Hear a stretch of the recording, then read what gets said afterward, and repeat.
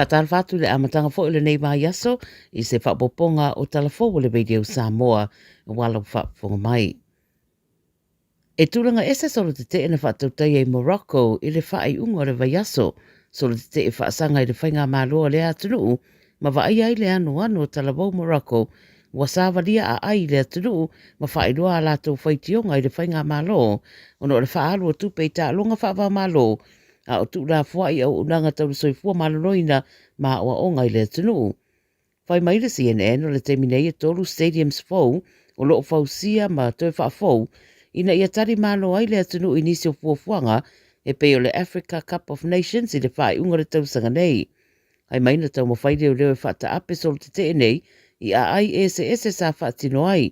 E mā tele tupulanga talavou le au sol te ma e lua kulupo lo o na ia sol te o le Gen Z 212 ma le Morocco Youth Voices o lo whinau moni tutongi le rei o tangata whai ngā ruenga ma le rei ngā ruenga whaapea le tau o le soifuanga.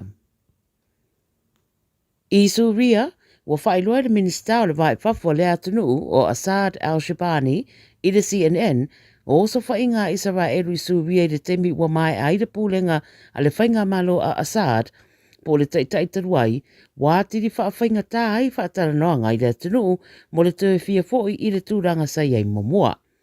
I le whaatara noanga malo pisa whaasaralau, o whailoa I le ministaro lātou whaitio ina o Israelu, ona o ana os whainga I le atunu. Hai mai Israelu os whainga ia, o se vaenga o ngā yoinga ina ia tau fia, leo o atua o penga au fia I vai la au po chemical weapons, ma isi au penga whana mamao, mai le pa u atu I rima o le au whaatupu whaalawe.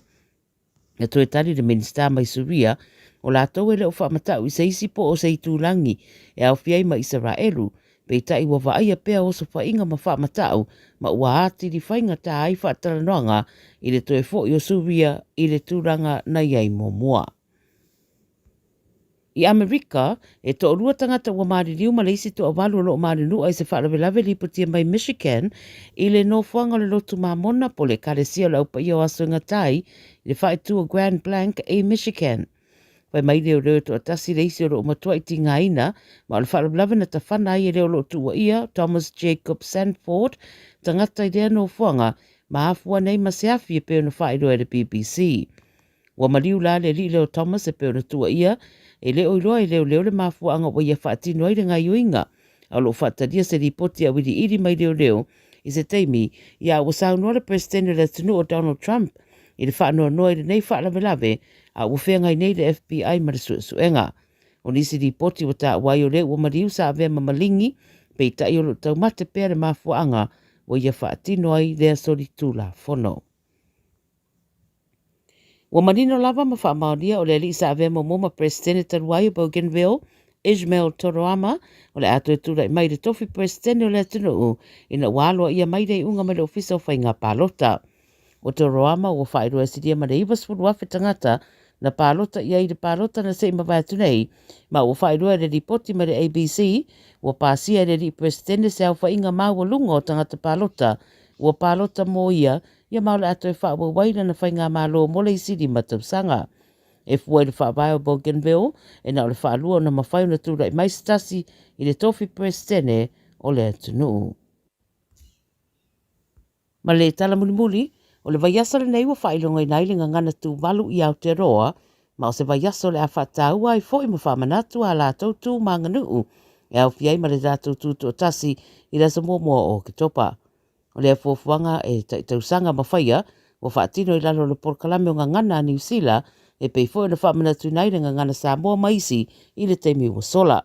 O le autu o le vaiaso le ngana tu walu le nei tausanga I le whapertania, speak confidently and respect your foundation. Ia po se whaariri unga wha Samoa la tarata iai, tau tala ma le lotu tele I lau ngana, ma whaaloalo I lau whaavae.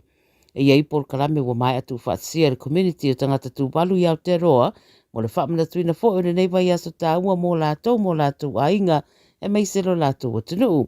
I New Zealand rava ia o le ipatia le Radio New Zealand, pe a male ono afe lima se lautanga tatu walu na iai, fo le tusinga ingoa na whaia mulimuli I le lua afe lua sa pulu ma le tolu. Ia o tala ia le Radio Samoa mo lau whaafonga mai le amatanga fo I le nei vai aso, I le tutua le Radio Samoa ia na tarafo mai atunu e mamao ma le Pasifika whaasoifua ia. Ua na o le Radio Samoa se furulima iwa toru a mo e tautuaina o e ilaungangana fitu aso le vai aso. Food can power you and your home. Join thousands of Aucklanders who have turned over 30,000 tonnes of food scraps into clean energy, powering homes across the motu. Let's waste nothing. All together Auckland. Tāmaki Turiki. Beta Drive Doctors i le taulanga whaatau i maangele, whaapea manrua. O le vaenga o so ngase pe amana o mia.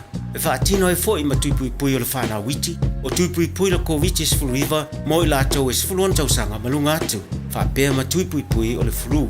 Wala au telefoni, 255-25 mo so wanoe whaatino ai nei au nanga. O fisa fo mai i maangele i taftafane o le McDonald. A manrewa i taftafane o le Whaletusi po le Public Library. Beta Drive Doctors Clinics. Whaauta, o le whanau, o le tofi lea mai lea lii. Ue ua whanau mai, o le taui lea mai a te ia. Wala ta mai lea so whapitoa mo le whanau. Ua amata foi o na ta pena matua ma pese. Ta maiti, whaisa o ofu au le leima po e mai se video o lau tau loto ma lau pese. O le loto a ta maiti. Lafo mai i le radiosamoa.co.nz/White Sunday. O le video e tele ana reactions i lunga o le TikTok a le Radio Samoa o le amanu malo i se whaailonga whaapitoa. Ua lava le tau loto ma le pese. Ia awane i ova atu ma le 3 minute. Tapunia video i le aso iwo o kitopa. Tapunia palota i le aso se fulu o kitopa i le se fulu i le tae au. Afal se fulu lua o le a whaia i le launga atongi. A mata lafo mai lau video i le aso lua sfulu lua o se tema lua afe lua lima.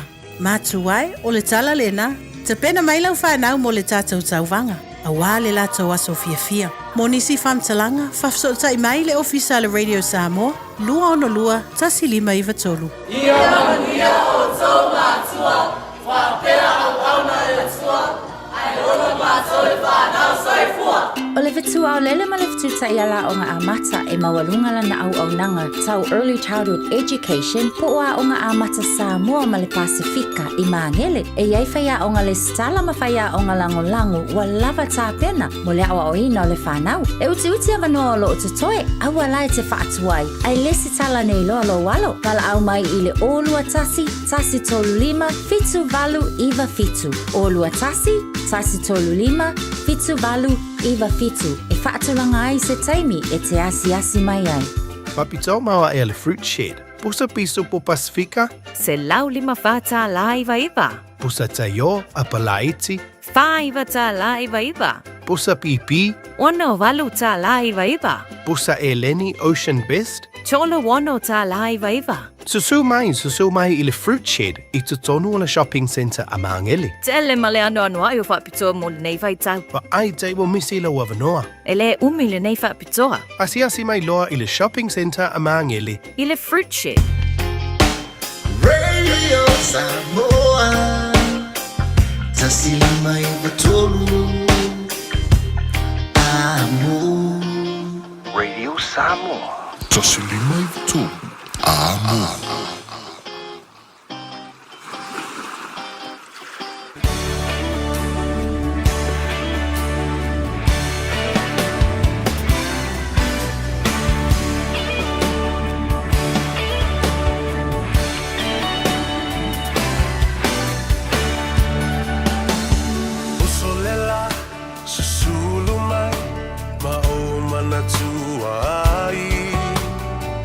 Samoa le nu'u o te nofo ai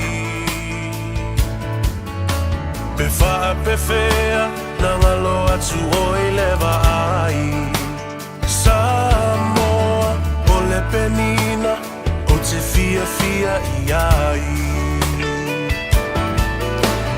O solela susulu mai ma o manatua ai La Samoa le nu'u o te nofo ai E whaapewhea na ngalo atu o i lewa ai Samoa o le penina o te fia i ai Hangi mai se matangi E momoli atu ai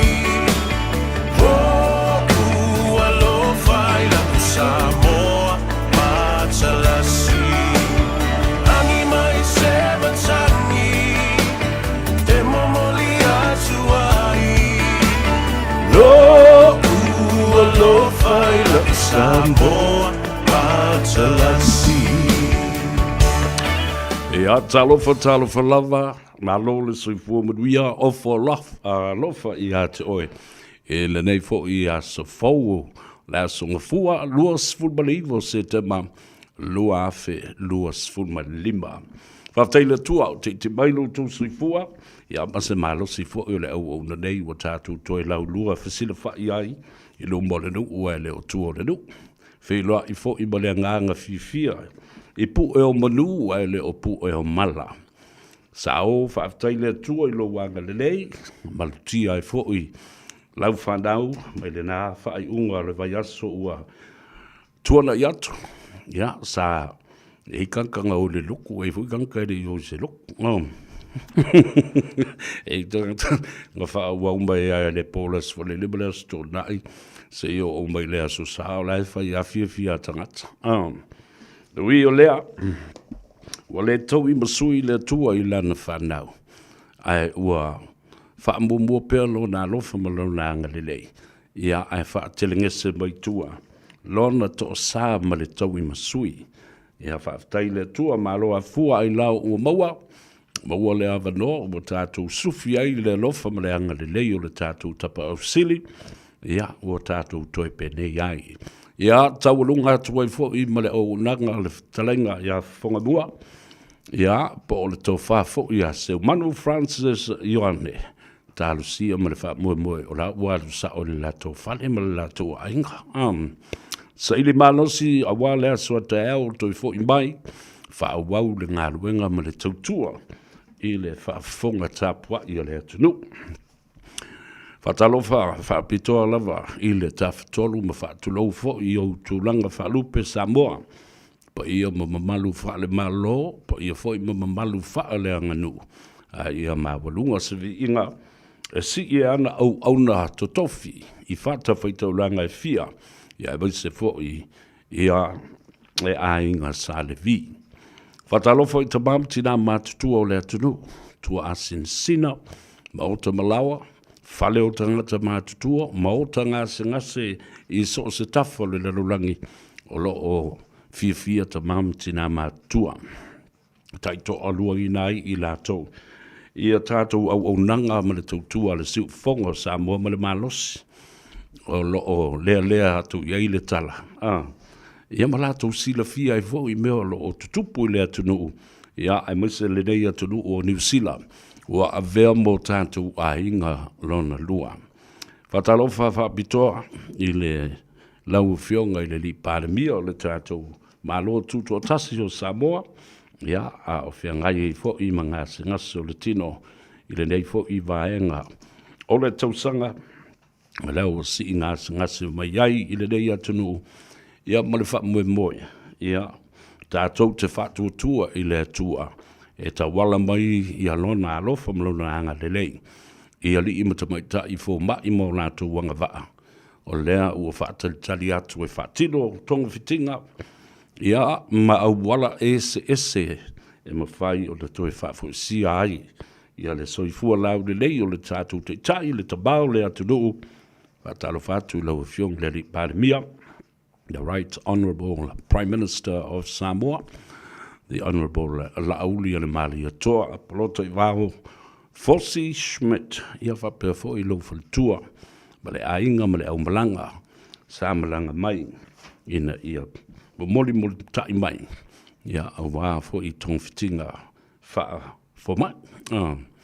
Whatalo whapitoa, ia, ma wha mawhana whana atu fo i le tō tele o nisi na malanga mai Samoa, po isi fo i atunu o lalulangi, ia ona o le wala au pa ia le tua wha manawa i ngā luenga nisi sa pele i loto manganga ia o le whina ngalo whaito tasi le rao le tua e le aisi se pule iai ia aswasu atuai vai malu i puenga wha a maisenga ia wha pia fo i wha mawhana whananga i loto manganga o e o lo maftia manis fo i o lo tangi mai le ala le sui o le wholo ma le tuua o le malo, fia mafuta mai pe au wha mawai, ma toe sauninga wha le ainga.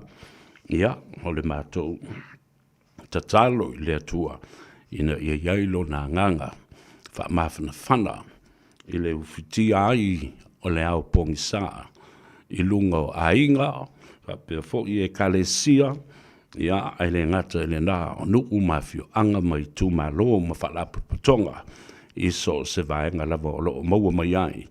Ia le au nanga bale tautua, le a taua savea le urua i li i pesta ta ma le langi. So alro muritalo Al Harrington tu manuvau la vea. Ia tātou mafuta fo i sesi whapuponga.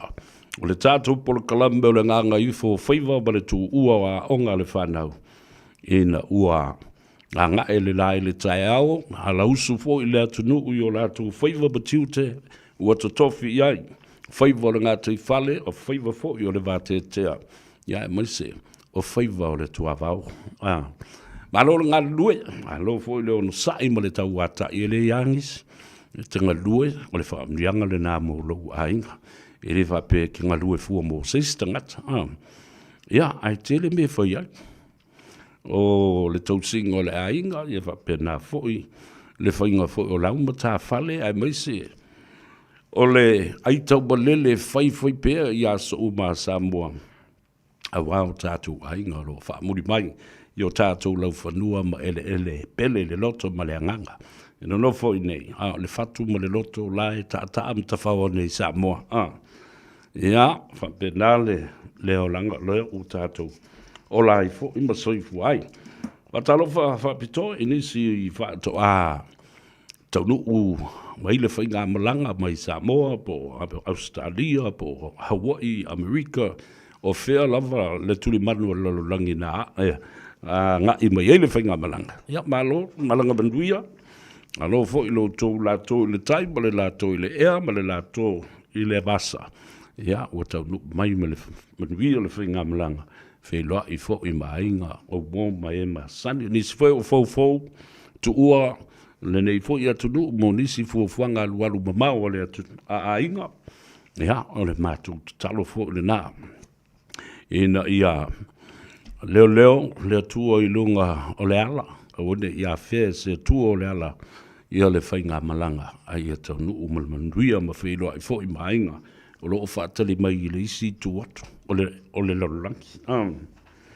Aso whapitoa le nei, i le nei mai aso, le ngona ai le tāu o tele o mea na tutupu.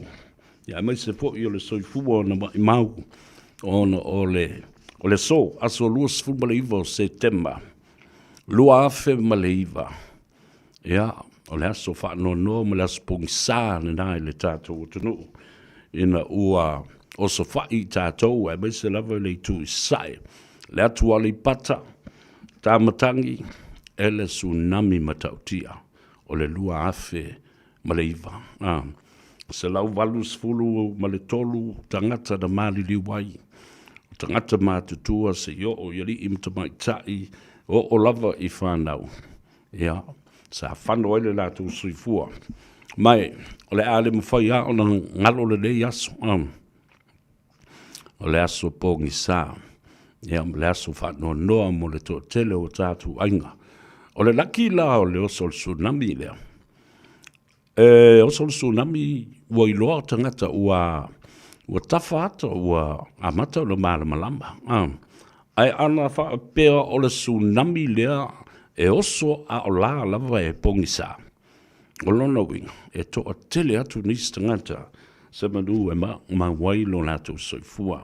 E o i mea ola o whangawhao. O meo tai whau, o meo mei toa lo, o pusi, i ole, o mea uma. E le eise mea na whaasauina, e o i tunga mauna matuala langa i lunga. E le malo losi, o ngalu, o le ngalu lolo lea ma le tsunami lea o le lua afe ma le iwa. Ia, na se me toi whamanatuai, ia le langona, whamawhana whana, i matua o ainga o masani ia mai lato uma mai le nā i tu malo e le ngata i nā whapena fo i le tu malo le pā le tu malo si umu o mātou i le ainga i le tai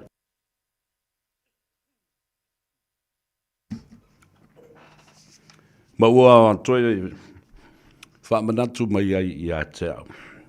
Ia ngā luenga tele sa whaatino I le nāwai tau o le sailinga o ni o loa, sailinga se leni, sailinga o tau mafa, o tupe, o meo la ei, o ofu, o palani keke, ia, ai le ngata fo le na, o fale ie, o meo mori wila, o maa o mori wila, ia, e whaktai atu ai I le tsunami team, sa tātou ngā ruru e whatasi, le nāwai tau, ia, nisi wa whai langi le whaulanga e pei o le sa avea makapeteni, o le tātou au matautia o le manu Samoa, papari tele, Peter Fats, ia, o pe o rātou nā sa tai, ia, mai mātou nei, sa pulu lima whatas, le sunga lauli, Michael Jones, le talenga ia tele ai Edwin Puni,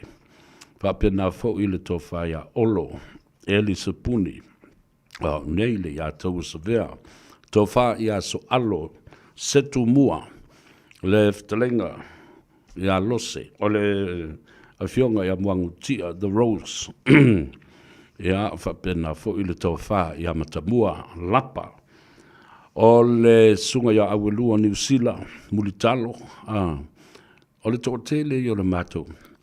E le ngato su ngā tupe I nei, whapena fo I, ona o lava I momoli ia containers nei I Samoa. Ale mea le mali e. O le whalapu patonga, ale au whai musika, ale ainga musika sa ia le nāwa I tau. A umano pepese I mangele o mai pepese I Otara. O mai fi ai I amo su e tupe ma aisi solo le awala. Aisea. Ai maua le mātou tolu se lau mun tupu wafe tāla. A wafo I la, ele ngata le whaatauina ai o lava o whale ie, ia ma le tele o isi o loa o tau mafa. Ai safa pena fo ina ua nga I atu I nuu mawhioanga. Ele ai ia se nuu le ise a onga, ele I tuua I ise afe tāla, se lua afe. Io o le fasosoni, ma le vala aua lofa le nā safa tino le nā vaitau. Wa atoa I lea so se fulu ma le ono tausanga talu ona o mai puapua ngā tia ma mawhatianga o le tsunami I le aso lua se fulu ma le iwa o se te ma lua afe ma le iwa. Yeah. Manatua I lātou, the memories of those who were killed in the tsunami will live on inside each and every one of us who has a relationship with those that passed on. Ne me whai o na whangaloi nai. Loutou wanga le leifo o nisi o kampari. Te le sao o le au whai musika le nāwai tau. Io e pepe se fuom fe ei fua. Ai o maita ngata e lafo le tupe, lafo le se leni. Ia a isi solo inisi o kampari. O te loa le maua ai singa ma New Zealand. Ia whapea fo I le tōtele sa ngai atu. I le warehouse na mai na ave I le tusi ma o e ko kukuli I lumol o le pule o le warehouse. Na mai ai I o meo moli wila umi fo e ta iono fasima. Tō titi a lua se lau moli wila. Wa wailone, o le o toe le leile le tise I Samoa. Ma po o fea lava, le anga le tise. Le toe ola se le tise. Ia, o mo lua se lau, o moli nei, moli matangi, o aloi fo moli matangi, au moli wila nei. E lua se lau mo tupu e ta iono ia fasima e aloi. O le malo losi, ai kango e ki, ta umana wha Ia, e ngata mai, lope tolu maila le mamao le, e mwhaiona sulu wai. Awa o mea na ua mana o mia I Samoa le na vai tau, ai maise le tele o whale ie. Ia o nambia, na mai fua ono le anga le lei, ma ua lawi loa uma, e le tua tele o tangata le whala lave whala natura, ua tupu mai I Samoa. Ia, e le sea o ngāla na nambia. Fer ka amar ma kiva le lau mwere sia wadi I. Na le tāu o le na. O I Samoa. Mātou te watu. Wa tā pena mai I le vaenga. Fo I le o le New York po le vaenga la tau te tali atu I mana onga ma le mana o mi o le fesoasoani pe a tutupu mai ni whalavelave whafosei whapene a mese o whalavelave whalenatura o te mana tua I dai whamai ave uma matu containers I uta I tona I matu e o atu tangata whainga luenga ale malo e o e tufa I containers nei sfuru lima e te lola le fina unga le a tau sa vena whai ei le ai e le tufa e seisi o le malo le au o New Zealand e o a New Zealand Baukiland e o ala tau e tufa I nuu ta itasi o e kalesia whapena foi ia onga o ta maiti o le maria o le nawa I tau e le tau o le matou o langa sa matou whalongolongo mua atu le tele o li potina au mai I tufahanga o nisi foi of sosani sa watu sa le leo na fai sa fai au wala fa solitu la fono ma au wala fa la tua ona leo o la ia leo le sosani I lima o tangata o lo o mana o mia ai o is tangata ele ia afia le tsunami mai ai ni maftianga mani tulanga onga na tupu mai ai le ala na la yo lo fina watu Iri foi e malo se me fa pena Paulo me mas kololi ai leo ai matou containers e uta fo e matou tufa e matou containers ina ia paleni ai mai lo ai le mana onga o lo ai o le tele o no foanga sa nga ai sa talia le lei e ia I tu malo ma ia onga ma ia no foanga ma ia anu mafio anga sanga ai sa felo I le ava usu fo I male ava fo I le tu malo manu ya nga ava ai la I le o mai o tamiti o mai pipi I mai ate o ta o oto lunga o vai ia makisi atu ate o fusi mai o le patua pei lava o so watali I po so wafine ai le masani la ngona e tamaiti o iei tangata ia o atu e momoli atu me alofa mo I lato po poko fo I la kou ia o porokiki kamiki o mai loa si I lunga o vai ia e wala au mai lesi finga mai boi kalo fai si au kama ia ngā kou kamare ngā wa lewa ngā alu ma le I lor kou kamare lewa ko asau I whako lewa sau kamare ma sau ma mai me alofa e tufa e au kou whanga. Ia, pe valu e pe se fulu lua mātou waa meo alia fo I e leo I ngā tei si o mātou ainga. I le taima le whare manono. La ua lava me ta ua. Tau nu u le aonga le puyai. Ia, o mona tufa I nai le si aonga.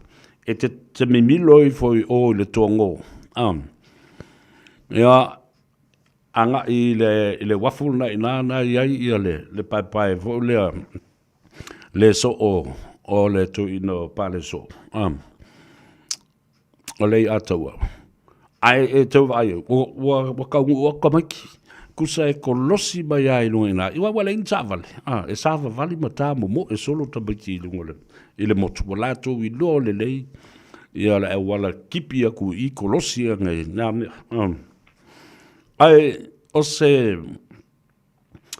se asio singa sili ona ta uole na I lo fo I olanga ile anga I tai I le motu I le fale manono ma le ainga le tai o le mātou te mā o stangata sa masani o na anga I tai lo mātou ainga o ame mai whai o whauru whalenga o le whausanga o se mota o maliu ma tu o le malo o sui o le fono o le fauina o me o tane te tele whaatali ei le vai I te I lo mātou wainga.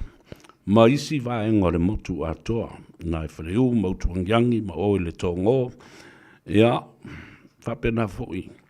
Le anga le leo le mātou te mai, lona a inga, I le tai. Ia lalala na whai, lo maanga I tai. Ai mo I tai. Awane I whaatamala, ma tati ai le ainga le tai. a tau na wha maa popo, ia ma tau sia le ainga le tūlanga e tā uai. O le mea le mali e, a wā al watu le wā, e tofu wā ia le tamai pito no u malona wafu, ia e anga i ala le wā, ia matuta, ma wha penana, lau mai pusa, lau mai mea ai, lau mai mea o tane vai ma tūlanga wha penana. Lava lava, e mai sea le tele o mea ai tu apa, tufa le meo le whale i e la tau, tufa tu wai ma meo mōli matangi, o mōli wila. Oka se tūlanga sa iai le pangatia o le tātou atunu o le nawa i taimi. Ai na tau mo whai lava, ia whaasopoloa, ia se whesosoari pe titi pe tele, o mea umana na whai. Those are the wonderful memories of going home to give a little to the people that suffered by the natural disaster of the 2009 tsunami and earthquake. Yeah, mana tuai pea, ia le soifua na mai mau le nā vai tau. A le mea na le iai tai le whale manono, so le tawhiwhi.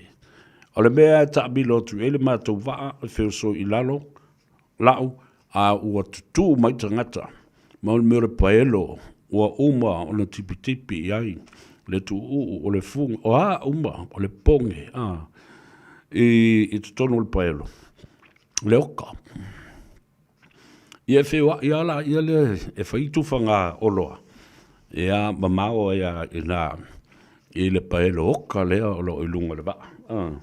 Those were the fun times.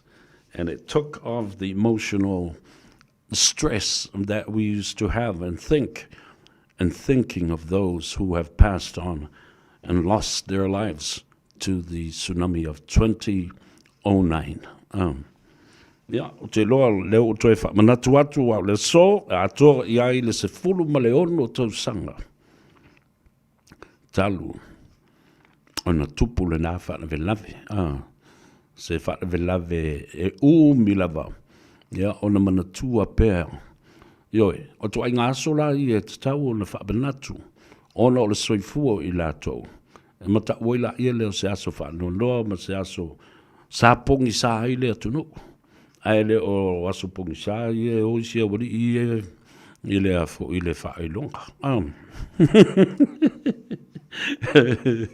Rea so i whakau ko i ngai le wari, le sia wari i e whaafika uli wel manatu lava. Ai longa e to iai se swing o le malo. E le nawa i tau pe a tātou fuafua iai tūlanga whaapurukiki, ngase o malo, iai mai se fo i le tūlanga na iai le whainga pānoto le lua whelua sifuma le tas. Ia le whala uto o mai le lua whelua sifuma le lima, o le mea e kasi. Ia. E o la tau e celebrate i le mele asponta. Ai o la uli malanda vaenga. E celebrate lea le manu malo le whainga pānota le titi whanati le snap election lua whelua sifuma le lima. Whatu i foi e maari. O le masina leo se temo le masina tele me matauti an tupuai ia. Manatua la le asoiva o le lua whelua sifuma lua whesultas asoiva foi o se tema. Lea na matua ma la sultas dena tapomu i e vaalele tele fo ia la upasese. Ma o sulu whai o la tō ulu a ngai i le I whale te tele mata fo i o le Trade Center in New York. Le matautia fo i le nā mea. No maila ia lea o la u whaamanatu. O le so luas fulma le iwa fo i le nei o September lua luas fulma lima. Ua whaamanatu I nai le tāu o tele o ngā luenga li malu, matamai tai malu o le malo, in the Pacific region. Today is the Remembrance Day for all our brothers and sisters who have joined the police force in Australia, New Zealand, the Pacific, Samoa, Fiji, Tonga, so se atunu o le Pasifika e au fiai. Ia, mamalo te tele ne i lua au New Zealand, Ia whapea fo I Australia. Mana tua ai le soifua tautua. Mo I lātou, na lātou la e ina, ia le tōninga, a leo leo o lea tunu, ma lea tunu. Ka li malu o le malo, lo lātou sao I matau, le pui puinga o le tula fono, le saunga le mu o tangata. Ia, ai mo I tātou, ia lai tau te silafia. Lungala lo, ia mawhapena foi ona le mautonu ia tangata. I tiute ma Faiva o tātou fo I ri I malo le malo. Le vasenga, malamatanga luenga le leo. Ma ia ula, a vea le nei amano e whai ea o masui. O le whaafunga anga Samoa a toa I tafa e fio le langi e maise le pulenga le radio Samoa. E mo moli atuai a lo whaanga o whaamrianga o mo onga le lei. Ma le wha malo I le matanga luenga o le leo a Samoa. Wa lava ni bea na tutupu mai futia o sola ma malama ele I o iai. E te tau na tātou mana tua. Ma whaafita I yatu I le pa ia mawalunga. E le ngata o e sa vea ma minsta o leo I lo lātou vai teimi. Nei ma ua whai ilangi le wholaunga. Ta ma tina o tupu mai o le atunu sa au le tofi minsta o leo. I lātou sa la I la o le tōninga o le malu o le malo o Samoa a li I matamaitai. Ia, o le tāu o le nā o ngā luenga leo. Nei le taimi, na le mautonu ai le atunu I mea sa tutupu mai. Pei fōlinga mai ai. The uncertainty of the trust that we do have for our police men and women, and especially the police department. Ia, le mea le na, masau salonga o tangata, ia ma le lātou whaatūtuanga, I lea taimi ma lea taimi, ai taimi sa tua ia ai fōi, malu o le malo ma le lātou ngā ioinga, ia ma le whaatino ina o lātou tiute mo lātou tofi, ai e tea u le so.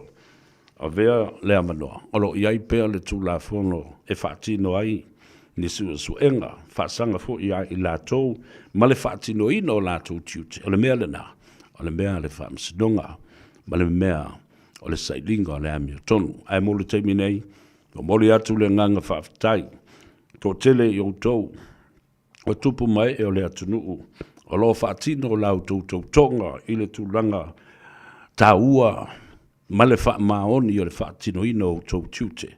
Ia ai ai fo inisi o lii, ma tabai tai. E le o mautonu I ai le mawhauwhau, e whapena lava le, ia le soifuanga o tangata, lau tele. E fo inisi la tau tele, whaatutua ina, ona oni mea na tutupu, ai le whapea, e tau le pua ma lafu atu le nai tu, ai mori atu le nganga whaaftai ma le ta ele le nganga. I le ngā luenga whai pēr, ia mau tau taimi tā ua, nisi fua I wa whano o lātou soifua, ona o le tautua ina o le atunu, ma le whaatino ina o lātou kiute, ma Faiva wha leo. Ia, asu atu vai malu I puenga, watu fua le wha mawhanwhananga, ai maise, o wha maisenga, I a inga, o teito alua, ma whanau, ma iai o lātou so tanga, ia li I matamaitai I malu o le malo. Ia, ua ave sea le soifua, ia pa ua whanua fo I le soifua, ona o le wha mua ina o le sao, le tonga ma le saanga le mua, o tangata lau tele o le atunu. Ta ua la, le le yaso, luas fulmoliva o se tema, e manatu ai leo uma, sa ai se leo le tau ainga. E kou fia leo le kou ainga. Ia mai se la tau lo ngā lua I le teimi le nei. Le ngata I fiti, ia whapea fo I tonga ma le Pasifika atoa. Ai mana tua ai fo I alo mataba whanau o Samoa. O lo ngā lulue. I ofisa o leo, mamatanga luenga leo, I New Zealand, Wellington, kala SEPT, Gisborne, Napier, ma Hastings, se amata se I o I lunga le Peninsula. I Keiprianga, o whea lava o iai. Alo matama whanau o le atunu, o lo tau tua i le ngāruenga. Le fo i tau te whaafonga ma si sila mai i asfareile uma. I le pola kalambea le a tau sa vea ma le sunga lele i malu o le malo sa tini. Le sunga e atu manu vao siki a siu. O oe ma le tula fono i anso fareile teitas. E voi teimi e tia ia o ngā ia le li sa tini. Ia ona le o mai lea.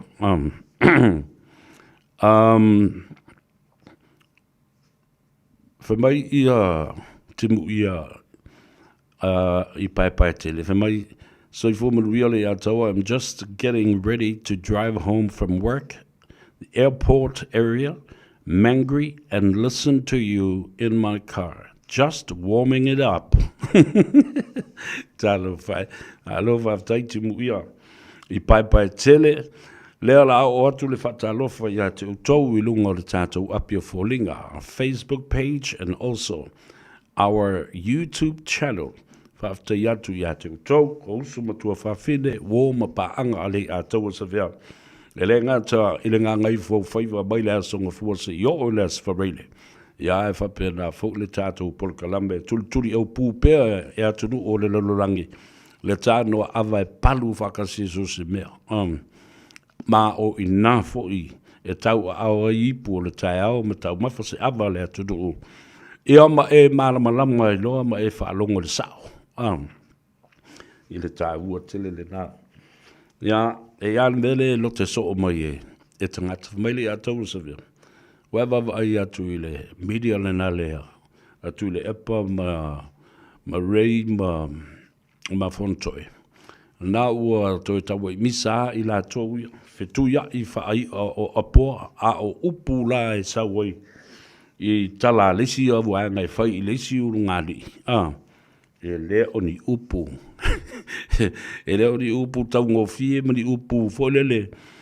Nā o upu mamafa o kama foilele ka I lima se fulu ki kalama le mamafa o le upu. Awaranga whaile fua upu o le vea. Ia ma I fua okai. Awa whalaile mea nai ale ina whai atu. So ia tau te tutu le afi ma tā lai mea se I le whaonga ina o lau tau media. Ona, tau te le loa momoli le sāvali e tā ua ai mai loa e tangata o le sāvali lea tu le epa, o le sāvali lea whuntoe, o le sāvali lea ale ala. E tā ua tau le tau tutu wafi mau tau whaolo a taua ina la ngona o te tai nei, awa o le mea tupu. Tau te le au maia I whafole ano fale ma le tā ua o le mea lai au mai sto ina. Na o lau tau tutu wafi ma whaita le to ina, sau lo le to ina I tua. O me luai mai le whongo tu le pana o me le anga. Nioi, e o fo I ale ala. Ana o tau papoto, mau tau alo lofa. Ma o tau malama lama I le mamoringa lo sāvali ma le tō whā. A tai si nia nei o whaipule tonu le chapipi. O le tā ua le nā o le tātou whtauinga ma le mele. Al mele e. You don't know nothing. And that's why you failed miserably to promote the manifesto. And there were some beautiful ones. Ai vaenga tā ua, na au mai fo I le to ina, mai la tau na tusia le manifesto. A o tau ia le tau media le na whaongai. Lipi ola ma se loa sisi, whai se awala, e ma whai e ai, o na ngausia le loto le tangata whalongolongo. O tau wawai e. Aso uma o te tala noa antuai. E le toi mā lo, se vaenga whai e tau solo mua e le tau whaleanga. Le toi malo. Ti ngā talingo tangata e whalongolongo, ti ngā mato tangata e wawa aia o tau mau tau mei e wai. Tau te whawhangu mai le loto ti apolo I te tonu o tui le epa, le te tai le toi ina, talo whai. Sau lola ia leo tui le epa. Ia wala nao le salalo ale mea le whai. Whaleanga atu I, whaleanga le fiame, whaleanga le la uri. Whaleanga atu le mea, ma le mea. Na o mea leanga, mea leanga. Ai tau te le mawhau whau i le te le, o le au ngā o le to ina lea malana ngā luenga sa whai awai le ai sesi nā te ngā o ia ngā luenga le lei, sa whai le to ina lea. Tala sa o le tala le na. A o lo tau ai wā lea e momoli le tō wha, naia lai o tau le malama, e principles and codes of practice allow to stala blau whasalau. Na o lo tau wō ai lava, e promote le langona loto leanga, ma le tinga, ma le tau wha leanga. Nā lan mele oi. Sa o lau whina, you will never win if you promote hatred. You won't. And you won't ever again. O e toi nofo le lalo mafo fau. Tilo ya utou wha talanoanga, ma utou fasili. Angles, different angles, to fire and prepare a question from, so that you are able to squeeze out the knowledge and the most beautiful golden feelings and policies from Tuila Epa and the senior members of HRPP. And I'm telling you should be ashamed of yourselves. Tau tau matua I maasi yasi. I awala sa whaatino ai o tau whaatalanoanga. Ai tō mua lava I le tau whaaleanga. Tō mua I le tau whaososo. Tō mua I le tau whaolo a taua. Tō mua I le tutu wafi. Kufarka ko porkalambe. And go watch this program again. Pick out what is a good advice for you. Ngā mai se mea te tau ma se mea tā ua. Nala wo whai kuku ngā hafi ma meo. Ma le tau whaleanga. Ia le nā wo koe kau a pusi runga le au pa. O pusi a le koula pusi. Mata ma wawa ai atu iai. I upo e le lafo. Le unga li I le nā. Ia whapena fo I ma outou uma. Sa outou tutu mai tu o le media lea. E promote ai ia mea. Na mana o tu le e pai whai. Le ai ma se mea o tu. Nei ma se mea o tu. Ma mausali. Ma fōringa mai o se mea o le āmanui ai tangata. Tō tele o tangata sa lango le HRPP. Na matua I fuli tua I le taimi muri. Aisa. Whaalongo mai lava.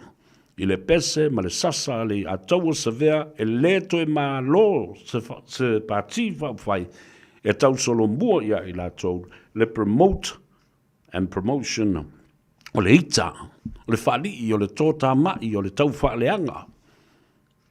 Le toe ma lo. Fuli tangata. Fuli tangata. O le taimi o whaamasidonga leo te watu ai nei. Mumusu tangata. E oe aveni la tau tangi. Mai loa le tangata, le launga le ataua, ma whaamanatu I te tau. Le tau o le whaamasinonga. E te oti le whaamasinonga. E te oti fo I le whainga panota. E to e oti whaalua e to tongi le loia. E to e oti whaafia. I le lua o paia inga e le mawhai one e to e alu e ta moe o se sui tau vā. I isi whainga panota e lua I lumana. Tasi I tu la whanu o mna o fo I e whautua I nai I ale. Ave ese le tu la whanu.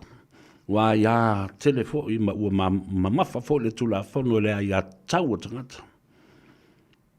A ua lava sal tupe. Ia male pa inga se tas. Ua lava matutoe le na e fue.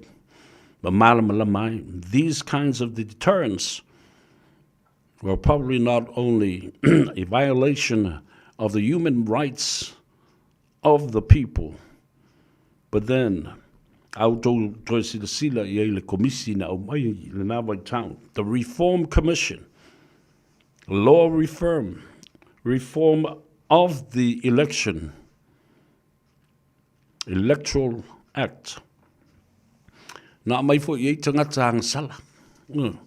Tangata na soli tu la fono whinga panota a leo la toi au mai. Yo mai e teu tu la fono leo. Ta o mea matanga lo. O mea na soli e le tulafono le la o mai e pasia. Ina ia toi wha awa wa i le soli ino le la tulafono. I le lumanai. Noe, tasi nano whanga e tauna silsila. Patalo fatu sunga multalo New Sila opa awelua, tasi le nei yuso sa mato ngāru lue. Ma wheo a i le au ma le pō, ma le momoe. I nei meo sa ili ngā tupe. Ia mawatu wai. E mo moli tātou containers ia whapea fo inai se leni na tutoe. Mō nai o tātou a inga ma whanau o a onga o nuu ma e kalesia i le teimi o le mawhutianga o le tsunami. Patalo whantu i le tamaita i Angel Nathaniel, alo le soifu mnuia, aftai le mawhuta mai, ia, whapea fo i auto umalawa, o lo i lunga le tātou polkalambe o le apia fōlinga Facebook page and YouTube channel, please. O whasala i vave papali i seumanu, patalo fatu malo le soifu mnuia, aftai il tamaita i loa pa mani, alo le soifu malo fo le ngā lulu i le nei aso. Please share our program, smash the like button, and leave me a comment. I always enjoy and love reading your comments. Ta'amilo ai, seuva ai, ta'alofa lava from Anchorage in Alaska. Whanono lava i le tala whaavau i le state of Michigan. Al watu wais tangata i le Susana se ima vai atu nei. Ia po tangata whatupa leve lave. Ma ave atuale ta vale ma oso i tono le falsa o le kalesia Jesu Keriso la po io asungatai tasi o pitonu. Lave vea ai le tōtele se fulu o lo whaatau tolia tasi o maliu. Ma le whaonga ino se la au malos. And these are the acts of hate speech in the United States. O tātou vava ai atu. To titi ale misi se vaiaso. Mas a mass shooting incident that kills so many people in the States. Mai te tau I fōi ona toi te ngā imsisila le malo, le ngāta Democrats, the Republicans, the Conservatives, Independents. Ina ia toi te ngā ima toi sila I tūla whono o whana I te tonua le tunu. Tālo whai. Ia, whamaisele nganga le tua. Ia I lātou nā whia I lea whalawalawi. O mana watu le tā vale so sofa. Le whai to toa mahalu anga I te tonu. O le mea o lo whai ei tāpua inga le ka le sia. Whao ngā mase la au malosi ta whana I tangata. O pulana, o whawhi o iei tu inga mawhauwhaunga whapene o tangata. I le vai teimi le nei. Ia, whaine iei nisi o tātou, Samoa po le Pasifika, na awhia ai le tūlanga pangatia le nā. Ia, asua tu vai malu I puenga, atu whamawhanwhananga. Ia, I lātou na manu nua I le nā whalawelawe. Au tātou iei pēr il whalawelawe na I Michigan, a lela o tātou I loa ai fo I nei. O le tai awa nafi. Na whaamanawa ai le atua. Ngā ruenga ma le soifua, ngā lue ma le tautua o le perofeta. A le ekalesia Jesu Keriso lau pa io asangatai. I le maunga o Siona I Salt Lake City, Utah. Prophet and president of the church has passed away yesterday. President Russell M. Nelson at 101 years old.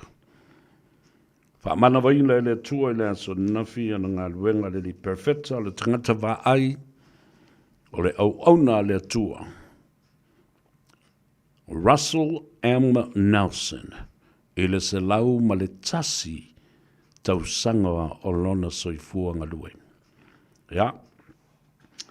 Our condolences to the apostles, the 12 apostles in Mount Zion and Salt Lake City, Utah.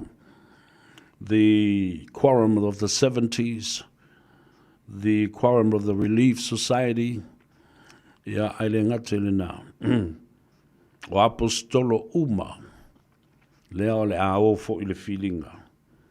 Po ai o le a sui tūlanga, e vea ma perfeta, ma tangata va ai, i le nei vai tau, mō le ekalesia. E pei fo i ona whaia, e le ekalesia katoliko, ina ua tu malo, le fionga le pope. Ia, o le a tātou. No fo mwhātatali, ma watu ai fo i wha mai senga i le to te lo le tātou o tunu. Wa ngā i atu, ma lala i le stete tu tutonu au tu uma iai ngā yo inga ma ngā ruenga ale ekalesia i Salt Lake City, Utah. Wa pio le tununga le nā o tangata o le lotu. A o i Salt Lake City, Utah. I le headquarters o le ekalesia mamona. O au pa i o asunga tai. Me walata la tai i le ola e whawavau. Kalpepero i. E re whapea wa e ngofo i Salt Lake City o ngā ave ola inga i leo o e mai lau ami o kongu inga am. E siri mo, e siri e utu sungu oi. Gai whalungo longo mai le te leo. Nai o tātou a inga. Wō mai masani i le kalesia. Ea, ma le loto whaavau o na o stasi le nei. O teik tai ma perfeta sili na umilo na soifua. Sa sili fo na alofangia. O na, o se mea alofa whaapitoa le atua ilana au ona.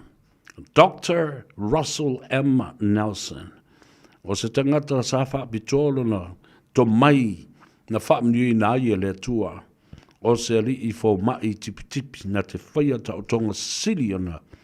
Taungata, ma whaingata. E tūlu ai le ola ma le soifua pe a whaise ta o tonga. Ai tasi le nei. Nei te tai longa le atunu. Ma le lalolangi. Sa ia le whaapito au ngafa pe whaime whaapito i tangata. E o i tai o tala le lei, o te tai o e kalesia, te tai o atunu. Sa whapitoa lava le to mai, le li perfeta lea o io se fo mai, sa whaia i ta o tonga. Me tau tia, e wha sauina ai le soifua o le tele o te tai o atunu ese o le langi. Russell, Doctor. Tole. Talo fai, ia. Malulu atu i tangata le kalesia. Woutou silafia. Woutou silafia. Le ato le whao le tanga. Whatalo whatu ia tupou lile. Alo, soifua manuia. Whaftai le mafuta mai. Tufa le tātou por kalabe. Ia, share it with our friends and families. Olepa is watching you, Seville, from Sydney, Australia. Yafa pena fo I pele tangaloa. Giovanni Sau Olealofa. Sau Oleola. Yele na. Fatalu fatu muia I pai tele fai mali mailo sa. Awa fo ke whalongolongo umi bai fai mai pupula lele I luma te watu. Whalongolongo mai a le a tau sa vea elwa koi I le a fo I susu ku o le pampa le si aika. Vainga Paula Wilson. O mai leo la u tala noa ina ua whate ia foi I le taeo nei. Se tasi foi o tamā o le kalesia o le tamā foi o le atunuu ua whate ia I foi ina ua maua le tala. Ua whamanawa foi le tua. Ngā luenga I le soifuanga nei, alana au auna, le sunga le toi ina. Ya Reverend Elder Retired. Le sunga ya Lucky Slate. Ya talo whai le nei fo I te tai malosi o le tala le lei. Walau te loe le lewa na malolo manu malolo. Yes, Torida. Sa tele taimi e whaasoa e malenei fo i tamari. Malenei fo i au ona le tua. O se tangata e le lei le tofa. Le lei fo i le ngangana. Tu maleanga. Ia whapena fo i le whaasoa. E le ngangana peritania. Ia. Paulea. E aveo fo i le lei avanoa. Ia male lau e wha leo tuai. Ia wha maisenga. Ia wha pena fo i wha mawhan whananga. Ia ai maise i le whaletua. Malo lo man malo. Le no fo alo. Ia ai maise o uso matua wha fine. Ia mai lato uma. Ngafa sasili. Ia mani ngafa ninili. O langi. Wha sino i le sunga le li. Faiva auto ina malo lo manu malo. Ia, whapena foi, ona whailo pē le whangati e staimi. Ia, le tūlanga o fufuanga lua le mau walo na peau wha mawai, sauninga wha le ainga, ia, ma sauninga o toe sauninga o le sunga le to ina, ia, Lucky Slate. And all those that were close to him, families, friends, my condolences to your sad loss. Yeah. Mafan whana le tua e tu sai. Yeah, ma le vala au pa ia.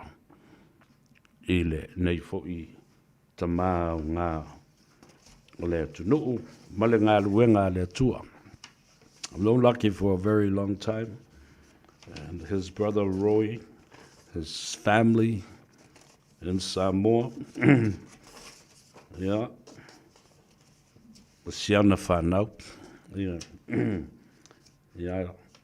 Anga le atu ma whanatu le tua.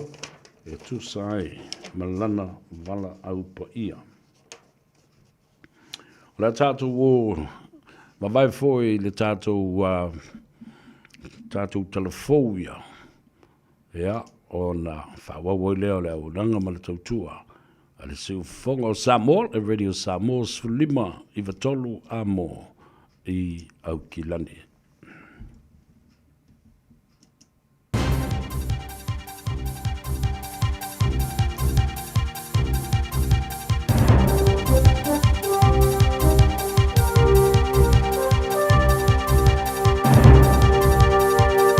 Patal fatu le amatanga fo le nei mai aso i se whapoponga o talafo le Radio Samoa wala whaponga mai. E tūranga ese solo te te ina whatautai e Morocco i le whaai unga le vai aso, solo te te e whaasanga i le whainga māloa le atunu, ma vai ai le anu o talabou Morocco, wa sāwaria a ai le atunu, ma whaai loa a lātou whaitionga i le whainga māloa, ono le whaalu o tupe i tā longa whaava māloa, a o tū rā fuai au unanga tau soifua maloloina ma o onga i le tunu. Whai mai le CNN o le teminei e tolu stadiums fau o loo fausia ma toi wha fau ina ia tari malo ai le tunu i nisi o fuafuanga e peo le Africa Cup of Nations i le whai unga le tausanga nei. Ai mai na tau mawhai leo leo e whata ape solo te te nei i a ai ese sa whatino ai. E mā tele tupulanga talavou le au solo te te ma e lua kulupo lo una ia solo te te o le Gen Z 212 ma le Morocco Youth Voices o lo whinau moni tutongi le rei o tangata whai ngā ruenga ma le rei ngā ruenga whaapea le tau o le soifuanga. I Suria, wa whailoa le minista o le vai whafua le atunu o Assad al-Shabani i le CNN o so whainga Israelu i Suria i le temi wa mai ai le pūlenga a le whainga malo a Assad po le taitaruai wa tiri whainga tā ai whaataranoanga i le atunu mo le tue fia foi i le tūranga sai ai momoa. I le whaatanuanga malo pisa whaasaralau o whailoa i le ministaro lātou whaitio ina o Israelu o na oana o so whainga i le atunu. Hai mai Israelu o so whainga ia o se vaenga o ngā yoinga ina ia tau fia leo o atua o penga e au fia i vai la au po chemical weapons ma isi au penga whana mamao mai le pa u atu i rima o le au whaatupu whaalawe lawe. E toe tari le minista mai Suria o la tau e leo whaamatau i se isi po o se i tūlangi e au fia i ma Israelu Pei tai ua vaia pea oso whainga ma wha matau, ma ua ati di whainga tā ai wha taranoanga i le toe fo i o suvia i le tūranga na iei mua. I Amerika, e to rua tangata ua maririu ma le isi to avalu lo marinu ai se whaarabelawe li putia mai Michigan i le no fuanga le lotu mamona po le karesia lau pa i o aso ngatai i le whaetua Grand Blanc e Michigan.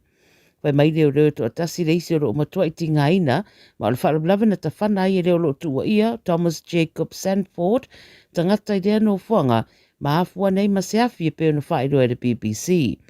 Ua mariu la le li leo Thomas e peo na tua ia, e leo iloa e leo le mafuanga wa ia whaatino ai renga iuinga.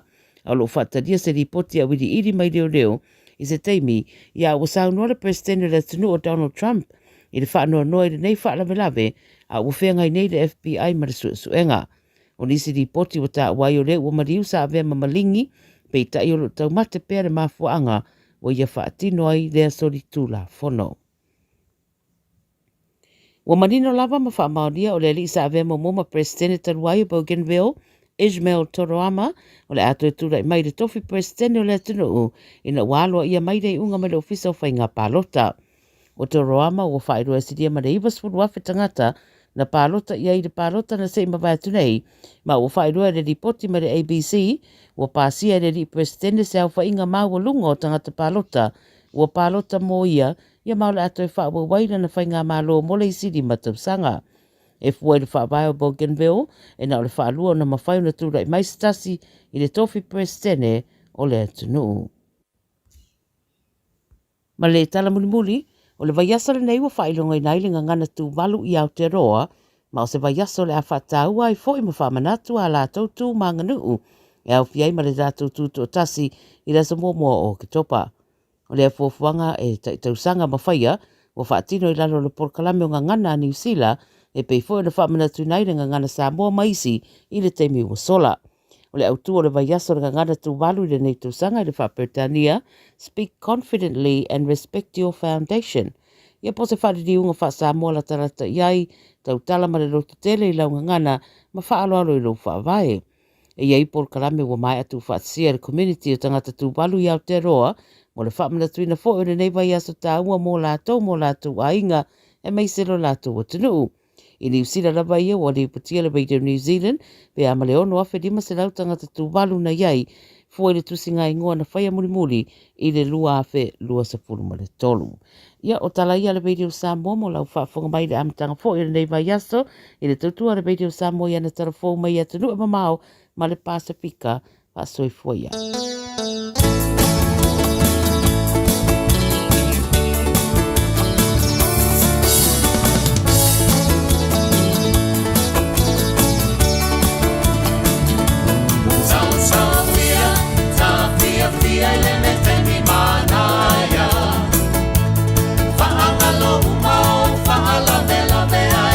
Pese maya mata ata pe baila ala emiliona umalava una sawia tafato fa wala balea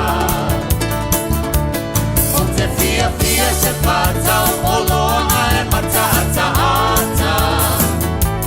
tau sisi le yolona va mi fa fomata sili sa ola bateia o se me au te faia moe e telefi supo pa una patapa i a telefo i mamoe sau ia ta fia le me te mi manaya fa angalo umao fa ala vela vea e pese maya matata te baila ala una sawia tafato fa wala balea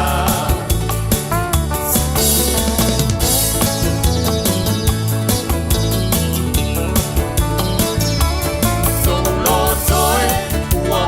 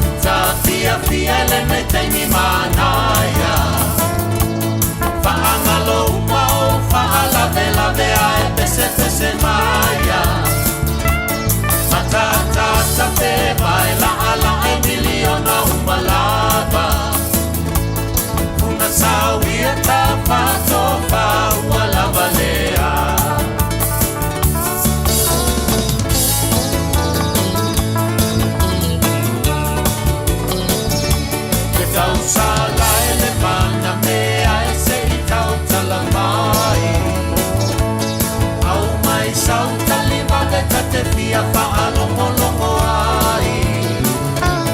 Tale lava le whaatali atu mama whau. Le I maoluma le mana o ae te iua le taura. Sau ia, ta fia le nei taimi manaya. Whaangalo umao, whaalave ae pese maya.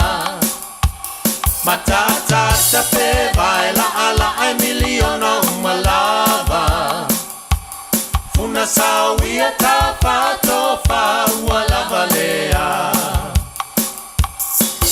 Sawia ta fia le meteni manaya. Whaangalo umao, whaalave ae pese maya. Matata tape vai la ala ai miliona umalava. Una sawia ka pato fa ualava lea.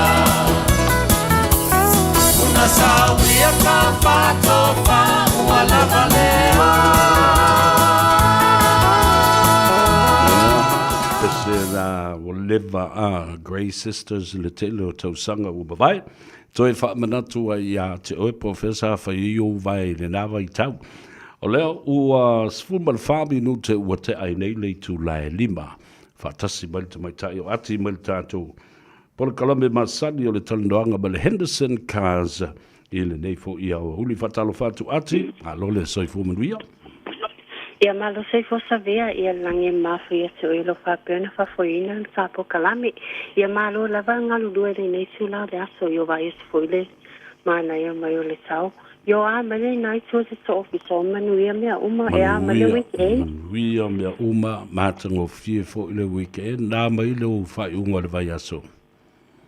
Ia, manuia lava mea uma mana ia le sa whaingaruenga fo ia ma mafuta tu inisi fo ia le malo le tunu sa whapeona a ngā I me piki ala tu sa vale I le aso na I ia whapea fo ile aso nafi te mio na tu uai ia lotu nafi.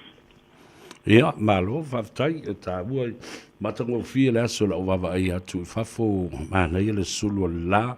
Ia, tālusia Samoa I fo I masea vanoa e a ngā ia tuai nisi o le tātou watanuu.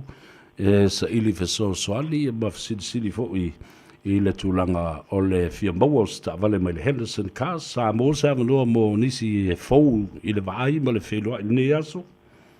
Ia sa lei, ia o le toa tele lava lo whapeona ngā I me le tata sa vale. Ia na e tato a inga le malanga mai Samoa. Le malo ma le sei po le skota. Ia na e tato a inga na le whapeo o na ngā so solo mai te I tato sa vale. Ia apalai ni ana so sa vale. Ia manisi fo I o lo whapeo o na apalai mai fo I lungo tato telefoni ma lungo tato online. Ia o na e tato a inga na le fo de whapeo o na anga I mei I tato officer. Ia e whaatino I nā lato sign up. Ia manisi fo I sawa mai piki a lato sa vale. Ia loa uma o na approve. Ia, malo, whaftai tā ua le dae. Awa, o le whaalongolongo bai lava le atunu I aso uma, tā te mafutai. Ia, ma watu pe I ai ia le tūlanga tā ua. Awa, e le whape o le tauna o le tā vale wai lunga le whaamalama. Ai ma whai fo I o na whetuna I pe a nga I atu e talanoa. Ia sa o le lei, ia o le tele lava e te suia lava mawhawhau e se lava ta avale se ni lunga online. Ia ai o mai fo I e te sui le ba ai. Ia o le tele lava o tato window price o lo ia ibi te minei. Ia e le o tau sa o na ta avale. O le tele lava o na discount ia le tele o ta avale. Ia ma wai fo le whamama a venga fo le to tele fo o le ona I tato a inga lo whapea o nā ngā I me piki e sueni ala so tā vale. I o le fo I e iai ia le tato whapena fo ia tato refill ma tato mea lo whatupe. I o lo whapea o nā whamama a venga tua I le maro le tunu. I le tūlanga lea tau se lengi. Ia, malo, whaftai. La le teimi e tapuni ai tātou.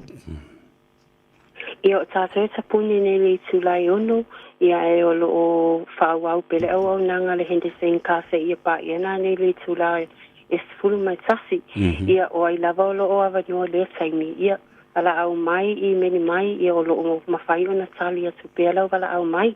Paso a manawa lava ia nei o taso ofisai ua tui ele le taso whamoemoenga whainga venga se ia pa ia le sfumatasina nei ia e tali atu lava le wala au le taimi leo. Ia, alo, a e nisi vaenga o pa ui a ta u whamanatu a tātele I tau mawai? Ia, aile whaumaina sapo kalame ia po ai lava lo mana o mese susoani ia au tenu fuai ia o lo ia ile maso finance ia e susoani atu le malo la tunu ia o e fo lo whapea o na leanga le ingoa ia mai o lo whapea o na le lava whaasoa ia o lo ia ile maso finance ia maso te au na tua ile sulanga lea ia ai po ai lava lo mana o mese susoani wala au mai ia o ati le numero o vale selau Tasi, ia pete susa o mai for the mato address. I le tasi va fa Cavendish Drive, I papa toi. Ia o se po kalame pupuina le nei so io te le tata kilo e fula so tai au le tapo kalame masani. Na ni lava. Ia o le fa te le lava mo le taimi o fa avano mai ta le no fo I ma fa manatu le atu le ta ua tele o la tua. Ia manuia tele ngā luenga o toi o le nei o fiafi whenua I le aso atai au. Ia whaasei fōsa vea, manuia tele ga fiafi alo whaatu. Alo whaatu manuia fō le nei o fiafi. Ati mai le tātou whale tā vale, le Henderson Cars e te maua le tuatusi, se lau wivas fuma le wha, Cavendish Drive, papa toi manukau. A leo le nā wala au le lātou telefoni le se tongi o le o valu se lau fitu fitu tasi. Ia le nā, whaftai le Henderson Cars mo le lātou o unanga, fitu aso le vai aso.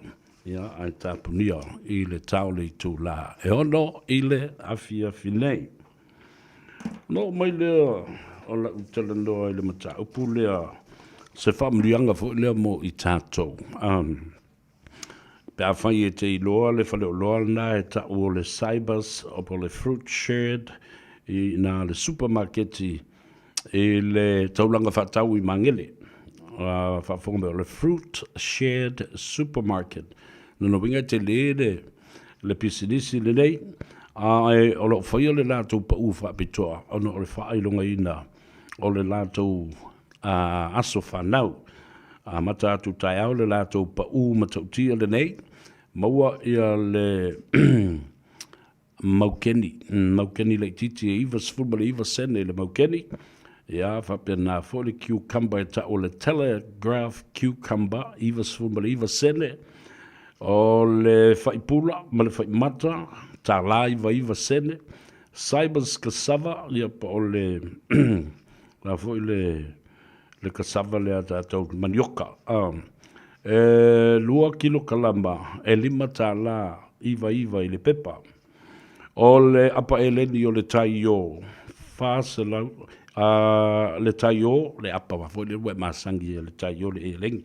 Whata la iwa sfulma le iwa sene I le apa e tas, e na o le tolu apa e mawhaiona e aveina. Whatapu laa, langa e te le mana onga mo istangata.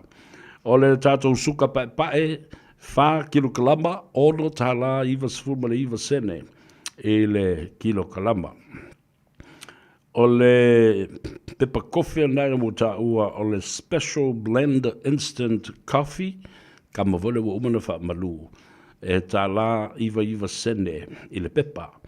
O le breakfast crackers le apa masi vole le fai mai fiti. O le pusa cracker e 5 kilo le mafa. E wha, e sfulma le iwa ta la, sfulma le iwa sene I le pusa. O le apa salati sumarie. The large oak fruit salad and light syrup. E lua tesi ma le iwa kilo kalama. E lua ta la wha sfulma le iwa I le apa le nā. O Cutty's coconut cream. Tasi le lita I le apa pepe, whata la iwa sfulma le iwa sene. E le ngate la Premium Red Kumara. Ia, tama volele le umala. Ta la iwa sfuma le iwa sene le kilo. Ia, ai le ngate lea, o le 2 lita, o le apa ngao. O le canolas, 2 liter oil canolas, e 5 tala iwa sfuma le iwa sene. Ile apa ngao le na. So se o loa lava ale Cybers brand e te whaatawina e maua le whaamianga. Ai alulo ingo e tono le se i te manu malo ai ini pepa malanga se lua. Le alua ngai Australia ma le toi fo mai. Fruit salad, po le fruit shared e te maua umai nei o loa se tau ngofie i le taulanga whaatau i mangele. Le lotu o tamaiti lea ua le o toe mamau le taimile nei. O lata mai fo i lea so wha vitoa mo le whanau. Ia maua amata fo i ona tāpena mātua. Ia lātou la unga ma pese. Tamaiti po e mai se video o lau tau loto ma lau pese o le a whaia i le lotu o tamaiti. O le ona lafo mai le i le tātou radiosamoa.co.nz/White Sunday. La fomai i nā lau video, o le video e tele ana reactions i lungo le TikTok, ia po le Facebook page fo i, o le a maua le whailonga. Le Facebook page mo le TikTok, o le Radio Samoa. Ua lava le tau loto ma le pese, ia aua fo ine i ova antu i lungo le 3 minute. O le atapunia tātou videos i le asoiva o Oketopa, tapunia le palota. I le asosfulu o Oketopa, i le sefulu i le taeao. Ia, a awhala le tu la sefulu ma le lua. Ia, o le awhaia lo le tātou se i ma le laungatongi i lunga o le Radio Samoa. Monisi whamtalanga, whaafsota i mai i le tātou ofisa le Radio Samoa, i le lua ono lua tasi 5 iwa tolu. Lua ono lua tasi 5 iwa tolu. Teimi lale nei tamaiti a o tu ua le aonga. Teimi tonu wale nei, ua tofu uma o tau ma telefoni, ua utou i loa le lei sa ve u le telefoni, ma whao ngā i applications fo le, ia po apps, e pu e lau pesi, pu e ma lau tau loto, ia na e tango lo lea. E lafo mai loa, ia a wale tātou promotion o le lotu a tamaiti.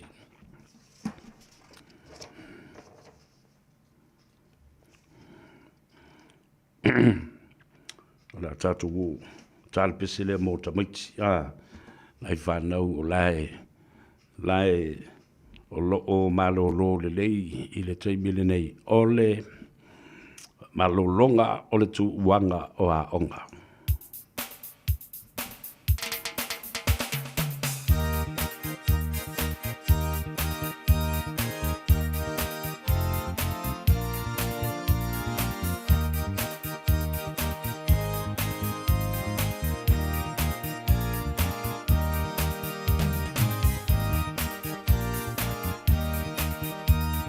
Ua so'ona oli oli nei lau loto ya Yesu. Ua ia faula ia te au, o na me pese fo. Pese pese, aleluia, ole la, olo wanganga oe nganga oe. Yes we, faula mai o oli oli.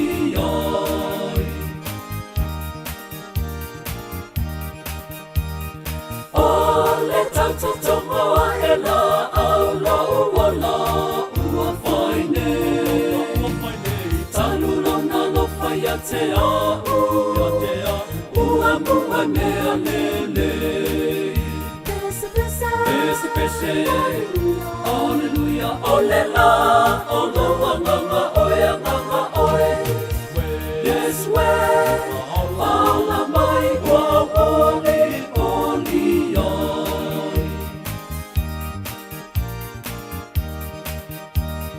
Ia tupu ola ola mai se pama ua tō O Yesu lava le pongai, o laura mi o fo. Pese, pese, Alleluia, olela, o loa nganga, oia nganga, oe. Yes, we, paula mai, o oli, oli, ai. O heri la leolanga, nei atoa le atali. O lo le tofi elelei, o lo masali. Pese, pese, Alleluia, olela, o lo nganga, oia nganga, oe. Yes, we, paula mai, o oli, oli, ai. Tilanga lea ua tanu mai le tātou ofisa, se mea le whaafonga. Lea ta oto pe ia pa ia, ma le malu a papa o Samoa i ona Sama whainga, a wā o oio lea o mamala. Samoa fo i o lea tunu tofi. Ai, ua la ngā se leo, e fia whaasisi la tuai, ma le loto e tumu le whaavau vau, le maliu fi le mu o le mātou tina peleina, ia sene wefa nā fui toa, Lucky ni fido. Le aso tofi na se iba atu nei luas fulma lima o se tema. Lua afe luas fulma lima. I le se fulu minute te aile i tu lai fitu le afiafi. E le maunta ngase ngase i kalai estete i New Zealand. O pola kalame mo na toi saunginga. O le a au mai e tua lo na tino maliu. Mai le maunta ngase ngase i le aso ngafua, le so. I le itu lai wha i le afiafi. Ma mori mori atu wai i lona sai lona ainga. I le numera fitu Kerrs Road, Linwood, Christchurch. Ia mo le leo leonga i le afiafi. Ona tō wha i lea o ia se i aulia le taiao le aso tofi. Aso lua o ke topa. Lua afe lua sefulu ma le lima. I le itu lai sefulu AM po le sefulu le taiao.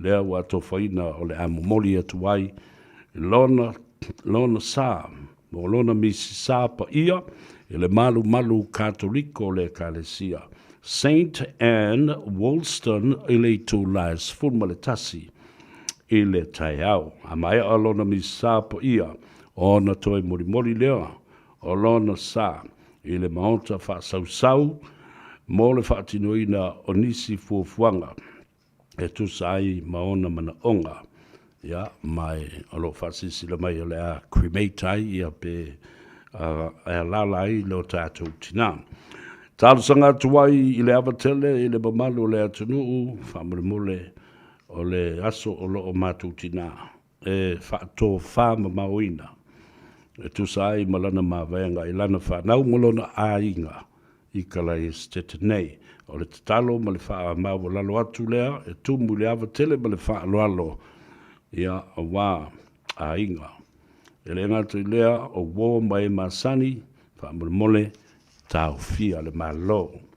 Le nei whasi silanga alo o saidia lea, e una kose le lua, una Paulo, ngā ono kilisi, taua i tā vita, e ne liko nā fuitoa, o Sene Wefa Junior, oti a petone fido, o Vavasa Lolesio, Viva Titia, Rafaele Alex, Bale a Inga Poto.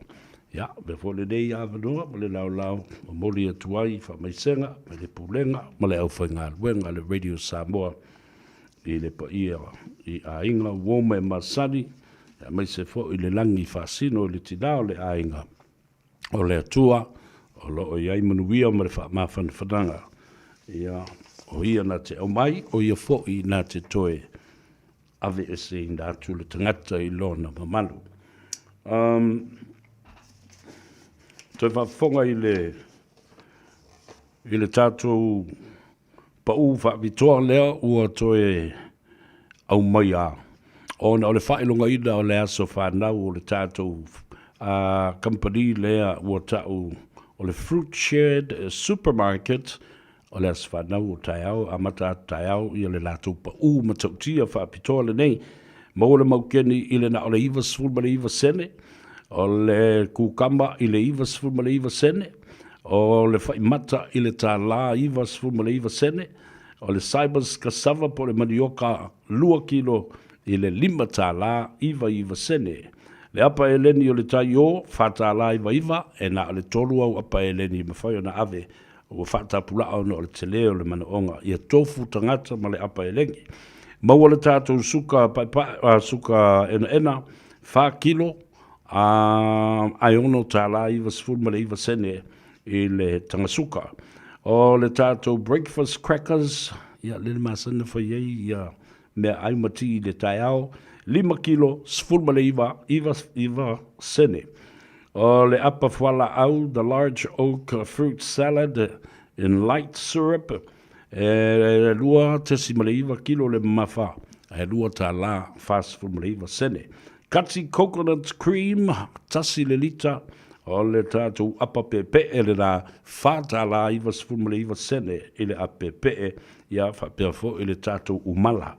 Umala lanu mumu, kumra, tā la iwa sful ma le iwa sene, i le kilo, ia ma le 2 lita o le apa ngao, o le canolas, e 5 tā la iwa sful ma le iwa sene, i le 2 lita le na.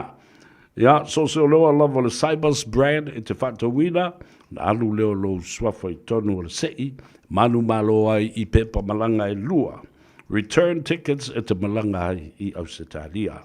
Fruit shed e te maua i le taulanga whatau i Mangele. Ia le nā, ta ua le nā nei o le vaso atole nei o le whaiei ia le pa u whapitoa le nā. Ia mana ia, o i whisis kako wini i lua le, alo vai ma le te ua mawai ma se whaamnianga. 2 travel tickets, return tickets to Australia. Patalo fatu i lunga le tātou api fōlinga. E le fionga ia le au pepe, taula papa William le au pepe malo le saifo manuia. Whaftai le mafuta mai. Semi Pohine watching you from Kalgoorlie, Western Australia. Ia malo whaftai. Sina Shira, talofa malo le saifo manuia Sina. O le tamaitai a New Well. Filipina Uli, ia po Willy, talofa lava, malo le soifo mnuia whaftai le mafuta mai, o nanga.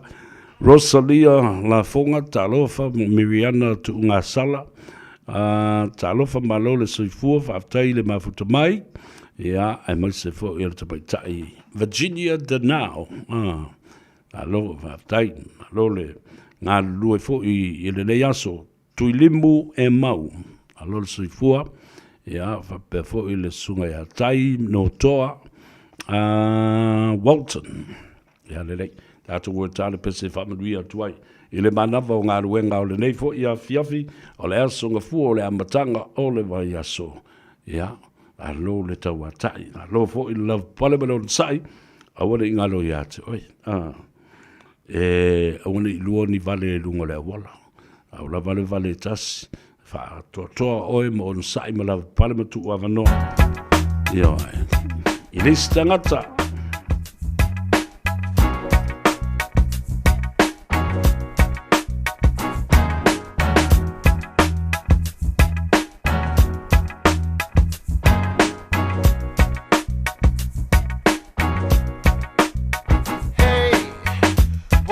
this morning, the day's looking fine. 'Cause it's the weekend, I won't sleep and it waste time. Hey, look out the day thinking of what to do. I might just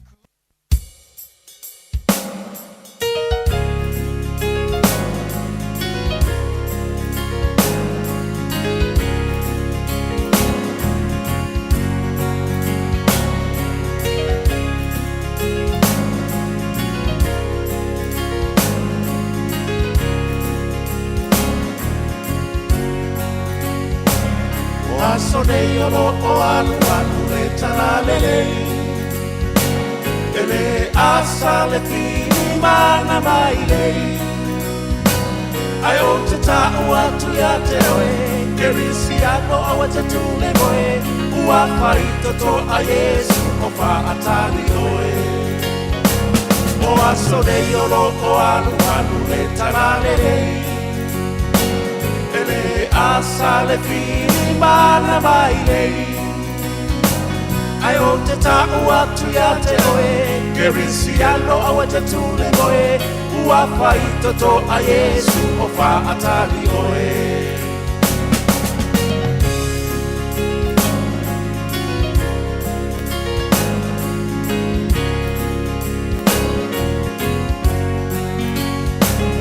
Tele whaaironga ia ua tatou waaia. O mea ia ua o maona ia tau maia. A tatou waaia ia mea o tatou ia whaaea ea. I lea fio mai Yesu e whenoa i mea. Tele whaaironga ia ua tatou waaia. O mea ia ua maona ia tau maia.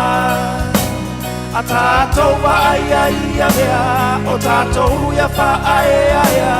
I lea fio mai Yesu e whenoa i mea.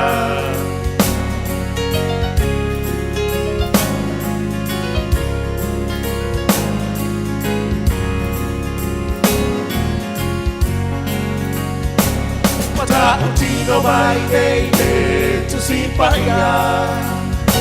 O tātou le au maria wa filifilia. Talia nei no oia, o oi mauna na e kalesia. E a fio mai Yesu na te sitia. O tātou tino mai nei me tu simpaia. O tātou le au maria wa filifilia. Talia nei no oia, o oi mauna na e kalesia. E a fio mai Yesu na te sitia. Tuli vai a Yesu, o ia olo manu mautu. E un fiu fita ua ira ao maru. Tuli vai a Yesu, o ia olo manu mautu. E un fiu fita ua ira ao maru. Tuli vai a Yesu, o ia olo manu mautu. E un fiu fita ua ira ao maru.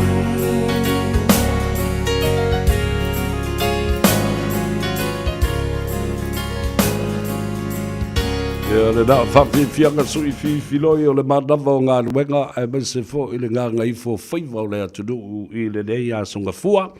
Ia po whea lava la le atunu ma le i tūlangi. Ia e mese fo le taimi ma le aso. Watu le whamalo le i atoa savea. Ia te oe. Ia malau ngā ruenga malau atina e sa whatino i le so. Ia mese fo i ate utou le au whai ngā ruenga tutofi a le tua. Le ainga sa le vi. Le ngata o le ngā ruenga wha misionale. Ia e wha pena fo i le wha no ngā manu. Ia a wan Samoa ma le ekalesia ma le alu o le ngā ruenga le atua. I to tonu o Samoa ma le Pasifika sa wha longo ia i le vai asuna sa i mawai atu nei sa i ai fo i lama lo utusi wala unia. E le fundraising ia ma le taumawhitanga le nā na whaia ia u kilani. Ia sa tumutumu ai ia le au whainga ruenga ma o lātou whaletua, manisi fo i o whai whi au, ia e kalesia, ma le e kalesia. Ina ia whato solo le ngā ruenga le atua ma whaola ola, le ngā ruenga wha missionare, i te tonu o le Pasifika. Mai o te tonu o se tūlanga le lei le nā, a iei tangata ua te lele taimi ia i lātou. Ia, ma whai o na ofo i nātou o lātou soifua, ma lo lātou taimi. E ma whai ai o nā ngā i atu, e momoli le savali a le atua. A e le o savali whaapitoa mo se ekalesia. O le savali e whaakeri si ano i nā ai, o iai ta iala ma me oma. Ia le am whai o na ofo i nātou. O le mali o le mātou tina, wale tala lea. Ia la si o mātou tina, o tūlu late le valus fulma le ono tau sangalo na soifua. Ia, ai, Wa uma foi ona to e foi na tu iai ele ekalesia Yesu Keriso lau po io asonga tai. Le ava noa e no foi ai le fale. Ai faila na misiona. O le ala o fatulu e lumatua. Le ale na atu ai ngā misiona. Mai, o la misiona la le na fau. Te no fau le matu il tātou fale. Ai mawhau no walu e 5% fau le o le seminary i ama le institute a le universite a wao Samoa. Fatalo fai mongi o kupe ngā me. Mai I, na e whamanui atu ai o tau. Ma whanau a whanau. Whakalo fai siutina. Ia sa o lei oe. Au whatu fo I iusa mo tau whawhino lo lātou wa ia lo matua. Tu ua lo matua e whai siana mio. Awa tātou te whaalawe lawe fua iai. Awa o le tā ua mea e nā te whaia. E ola eilo na mawhau. Ia mawhai fo na maualo na whiwhia. Lo o talitonu. O le teimi o lo na ria whaalu I ana misiona ia. O lo whaamniu I na ila na whanau malo na ainga. Ai le se. Ia. Au te langona ina le tā ua tele o ia ngā ruenga wha misionare. O lo whaatino. Le whai lau o wawai atu iai. E le tā ua la o le maftanga lea na whai e le vasun te nei. Whamai o le manatu au tū. E na ia so atu lau uba o le lalulangi a maise le Pasifika. I le whaatala le ina o tangata mamala malama ia o onga whakerisiano le li whaolo Yesu Keriso. Wai e le taliturunga le au mai nei. Whapea, e tuai le fio whaalua mai o le li whaola. Se I vanga nā, wana I loa, ma ia sila fia, ua whaalongo umatangata le upo le tua. Sala pe te le whaia le upo le tua, a lewa e whaalongo iai, ma e malama lama iai. I le whaakerisi ano ina o fina ngalo, ma ia la ngona e tangata le mele. Mara ia vau, ese a wala e whaatino ai ia le wha missionare ina, ia ma le whaatino ina o ngā ruenga wha missionare. O leu te wawai atu I le launga le sui panemia, le na utaina I le astronaut na si wawai atu nei. A autou sila iai o le launga lea na whaia I to tonu o le mautafono ma le pale mene a malo au whaatasi e ato e le valus fulu tau sanga. Talu o no suia lea fono ta ua fo I malo te tele o lalulangi I a whaatasi e ma le Pasifika. Watu ele wha malo, it has become viral all around the social media. That wonderful speech by the Deputy Prime Minister of Samoa, the Right Honourable Deputy Prime Minister Mau ia au tele toe lupe on semo po mulinuku. Congratulations for that. It's a wonderful speech. Leo mele updates le ilunga I tali talai tu Val Smith mai. Ea tauana na whailo atu o le mea leo o se aso whailo noa mo le ekalesia Yesu Keriso lau po iaso ngatai maona sui au wai tangata le ekalesia. Whai o le tuua o le malo ma le wala au pa ia le atua I le perfeta ma le teita I o le tangata wa ai o le atua. O I e ngata I to finga mauru lunga o le tala leia Yesu Keriso la puia sangatai. Ya Prophet and President Russell M. Nelson. Ya ai o le whala lave lenga tupu mai Michigan lea o wha mautino mai e toa 5 ua mali liwai I to tonu o le whalisa.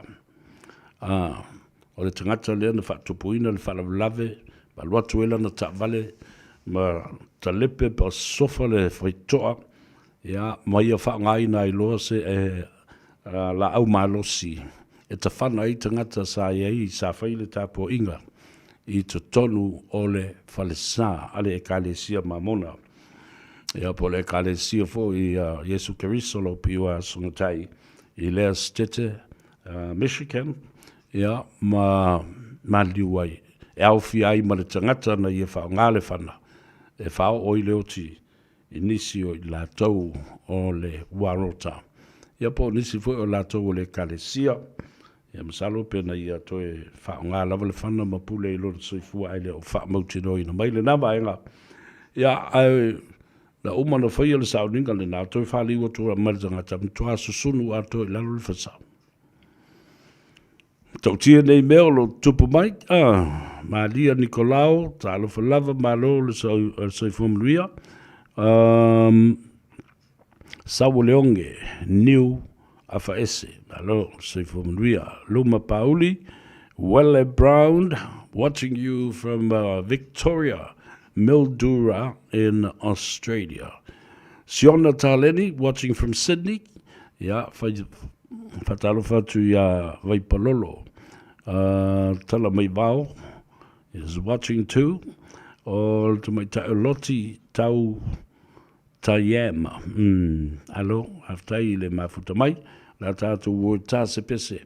Whamanui atua I ate utou. A o anga I lungo le ala tele. Ya, ma fo wantu mo le fale. Talo fai ya I lātou o ngawhala mo le vai o tātou ta mam tina mātua o le tunu e mise fo o le sinifu po le vaenga laiti o le whanau ele I o I le aonga. Lo le tautua. Whalo tui whale I tonu o tātou ainga e mise le vai o whalei o tātou ta mam tina mātua. Nai ta māfo I matina o le porkalambe le nā whaliu nei le la. Ya, po le porkalambe ngā tu asensina. Lo vaia le Asa Foundation, ia whapea whurtelenga te le ai Edwin Puri, male fionga tofilau, Esther tofilau, ia whapea ia le tofa, le fionga Fpuleai, masene, male whaletua I asene, ia mautou umalava, o lo o tau nau e whatino le nāpolo kalambe, e alofa I tātou te mamti nā mātua, lea na malanga mai, ina ua maua le whaamnianga, o le Sitseni fo leo le afif salau valu se fulu malelua.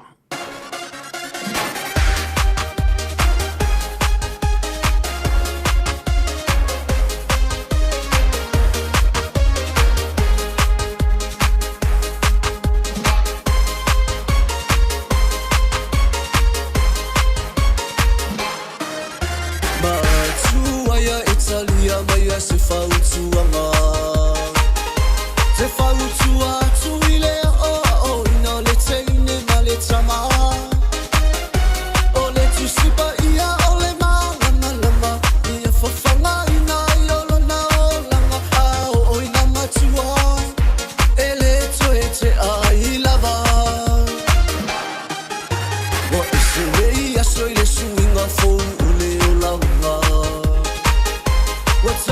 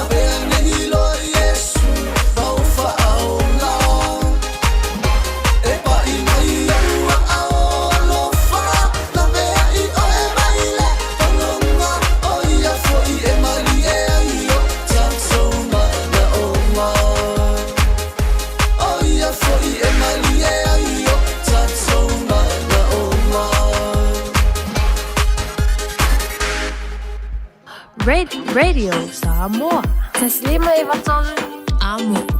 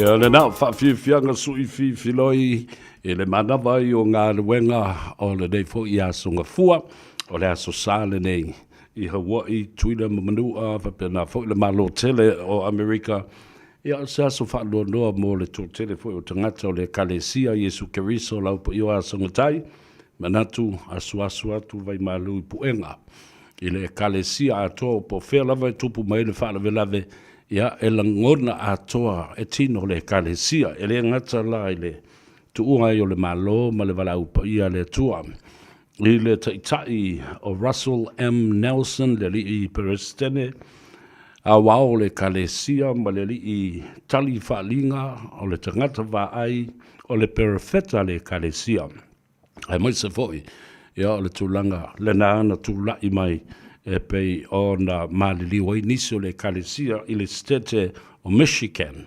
Ia ai te tonu le whaatutua i le tua, a le a mwhai ai o na maua le tali, o le whaamawhan whananga. Whatalofa ia senara atu i atua, o le tapaitai MJ Maxwell watching you from Kahului. Ia, aloha to you in Maui. Evangelist Rarotonga Miti, talo whalava malo so i fumaruia, e sau ia kopo, malole, soifua mnuia. Le sunga ia father, patele Paulo Ioane, ia au tātou mafuta i fo i au kilani nei. Nei taimi e mori e toe o lo whaanga i lau fionga patele, ia ma le fau malanga fo i Samoa i le aso atai au, ia iai le atua, i le whainga malanga, ma ia tau nuu malmanuia, ia ma whaatino o ma fo i tūlanga, o fuafuanga aluanu mamau ai pei o na malanga atua i Samoa. Ia o momoli mai o lo whaanga. O le fionga, ia father patele Paulo Ioane, e le mamalu o le kalesia, Father Michael Enderman, ia ma le palisi SS a le kalesia katoliko i au kilani nei. Ia whapena fwoi o na momoli mai e o na lo whaanga, ia na wo whaife au. O le mawhtanga so fatasi wa whaife au Samoa i au kilani nei.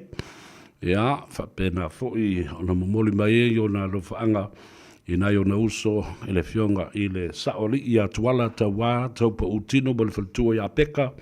Ia, whapena fwoi le tina i a me tita o le tua whina muli anga tele ma le fionga ia tulo wenda ma reko palea ia ai maise foi o le uso ia langa aia taupa u fetu lele ma le whaletua ia Juliana ia ma le ainga a tōlava ainga o le fionga ia patele lo lala ma papa au I au kilani nei ia ai maise foi lana palisi o lo tausia I la loi kala estete ia rueri fai ngā malanga I lau fionga o lo moli mai fo I maona lo anga whapitoa lava mo le fionga le li palemia ia Honourable Prime Minister le fionga ia la ulia le mari toa le wote polota I vau Fosi Schmidt mo onga le leile na ia ma whamrianga ma lo whaanga mai le fionga ia patele ai mai se fo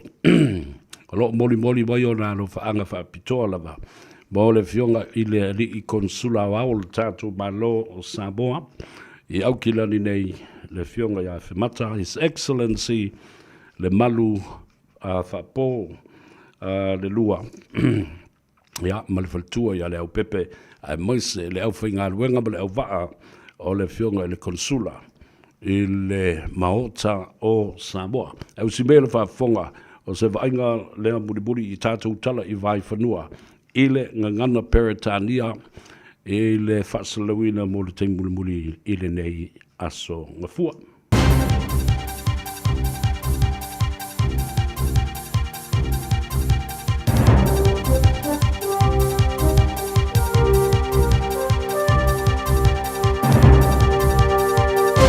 In this update, a shake-up to the quake-prone building standards could be a reprieve for iconic properties facing large retrofit bills. The government's loosening the regime to only capture buildings genuinely posing a risk to life in medium and high seismic risk zones. It'll mean only 80 will need full retrofits and 1,500 will still need some remediation. Building and Construction Minister Chris Penk says there'll be a lot of places now off the hook for having expensive work. A large number of buildings that will remain caught by the system to some extent, but will only need a targeted retrofit or maybe just the securing of a facade. A measles case has been identified in Queenstown after 4 cases were confirmed in Northland over the weekend. Health New Zealand says there are no known links between the regions, but both are believed to be connected to overseas travel. The National Public Health Service is identifying close contacts and possible exposure locations. Health New Zealand's also released a new location of interest relating to the Northland cases. It's asking anyone who attended the Kerikeri High School's Monsters production at 7 p.m. on September 17th to urgently call Healthline. A former ACT Party president convicted of sexual offending has failed in a bid to clear his name. Tim Jago was convicted in August last year of 8 charges relating to 2 victims, including one under 16. He was imprisoned for 2.5 years but denies the offending. The court this afternoon rejected the appeal and upheld the sentence. Moves are starting to take shape to get more GPs across the line. The Health Minister announced money in July to cover fellowship fees for current registrars who've completed or almost completed training. There's also funding for the 2nd and 3rd years of training into the future. College of GPs head Toby Beaglehole is confirming that'll help up to 700 trainees this year alone with a flow-on effect. We expect we'll have more GPs or more registrars joining the program, which means more primary care, which means less pressure on secondary care, less pressure on hospitals. So that's got to be a good thing. And that's news. To sport, and batter Rachin Ravindra has no issues with Kiwi cricketers coaching against the Black Caps, saying the likes of Brendan McCullum and Daniel Vittori are doing the country proud, guiding other nations. I think it's great for cricket in general. You have so many Kiwis around the world, and it shows that potentially we've been doing something well, and I think it holds, immense pride as a New Zealander seeing guys playing or coaching in different sort of aspects. It's a bit weird seeing them in different clothing, but I think it's great for Kiwi cricket. Daniel Vittori is Australia's bowling coach for this week's Chapel Hadley Trophy T20s against New Zealand. Melbourne Storm halfback Jerome Hughes has revealed he's surprised to be playing in Sunday's NRL Grand Final, stunning even himself with his successful return from arm and shoulder injuries. Yeah, pulled up really good. Obviously it's my first game in a while, so the rest of the body's a bit banged up, but other than that I feel really good. That's sport. I'm Scarlett Swetanovic. Ia lena, o le toi whasalawina lena, mo le toi muri E le nei fo i aso nga fua o tātou tala fo I vai whanua e le ngangana Peritania. Ne lau o tō whawhonga tu nei ai. E ai la ngase o le misela le e oso mai lunga I tō wha I la tō le wa fia I Northland, le mingo le alua ngai lunga I Caprianga. Ia a le la ua longo mai le official soifua malolo ina, malimatanga luenga. Ina ia suesue, pe ia se so tanga o mea nei o lo whewak I tuaitanga te le Pasifika, pa malanga mai maanga I atu I Ausitalia. Po o whea o le pick up mai ai tangata I tō wha. Ia le vailusi le o le misela, le ana tātou matuai polonga I nei fōi. Ia e te tau o na matai tū, ia le vaenga lea. Ina ne I a fia I fōi, ia masosolo lo fōi no pepesi. Ia le whama. Ai e tā ua tele le whaanongolongo atu e le mele o ne iai ia New Zealand. E to a fitu se lau fo ma I fōu lea o lo o a onga ma whaia lātou training.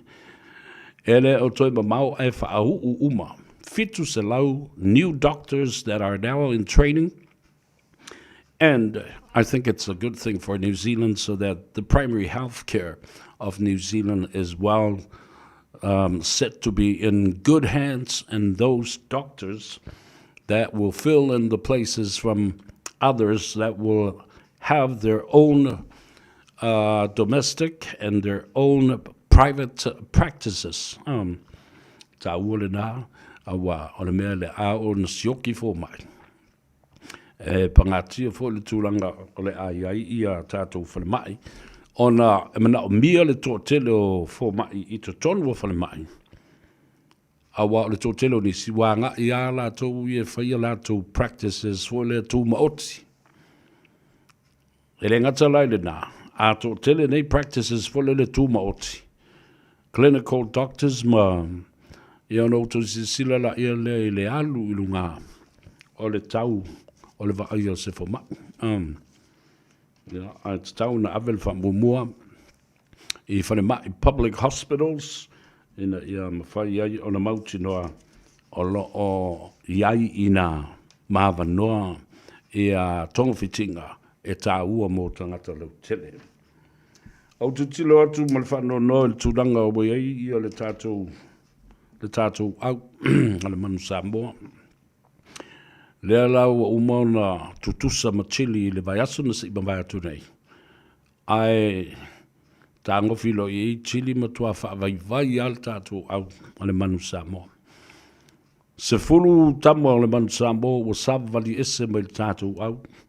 Toi fo I atu nisi a lātou konkalate I isi atu nu mamawa. A mai se lawai Australia, Japani, Farani, ma le atu Europa.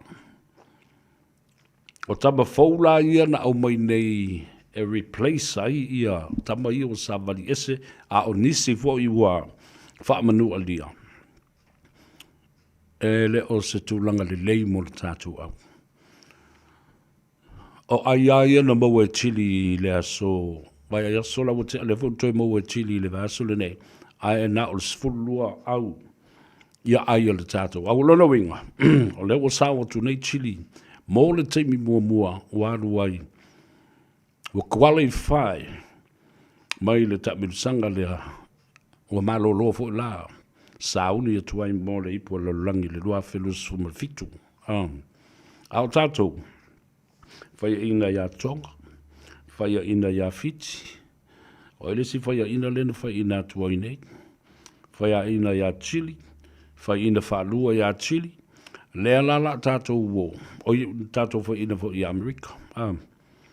La tātou wo I Dubai I le whai ungo le vasole nei. Sa ili ai se ava noa. Tātou te sawa tu ai I le tamilusanga leo le awhia I Dubai. Qualifying us for the 2027 World Cup, IRB. Te le whale tonu o iai le tātou au ai tātou te tūmau pēra. Le tātou whatuatua e iai le tali o mea ia. Ia, alo whātua I fōi. Iai lātou o lo vai le tātou au. Tino mātutua.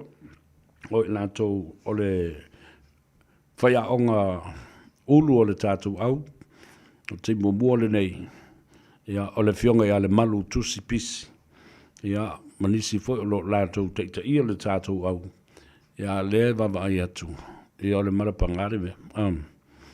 But we don't give up hope. It is the team of the whole country, not just a village or a district or a constituency. It belongs to the people of Samoa. Tātou, ta talo mo le whamumoe, ia, le whalau tawalunga i le whaunga lewa ia so, le ipo le lalolangi i le tālonga la kapi, mo le tu pā o tamaita. Ia na pusi nofo mai lava le tātou aura tamaitai. I le amatanga o ana tālonga fwoi le prelims, pool games, pena le tolu e tātou ai na maua i tālonga i e tolu i sa tā aloai. Ia ma tātou pusi nofo ai lava ma tātou whato whātuloa i le nā tournament. O le mea tāua, ua tātou wō i le tournament. Ua tātou wō le whalanga mea. O le tālonga le ipo la lulangi i au o tina matamaitai, au o tamaitai. Ia, whatabala fo New Zealand la tō uia. Ia, ma tua whaavaivai e lava kānata le au o tamaitai. A kānata e toe malolosi ifo ma ola uma ia pūwhangota ma awhio o le aua a New Zealand. Ia, o whaingataa. Ua se eloa i kanata e tra alo i le ipo laulangi ma le au a Engelani. So kanata la le na suel siampini ma Engelani. Ia na matua maana ia le nata longa. Oma le taimi ma lo ia walu ia Engelani. Peretani ia ma ave le siampini ma le ipu o le ta longa. Women's World Cup is now in the hands of Great Britain or England.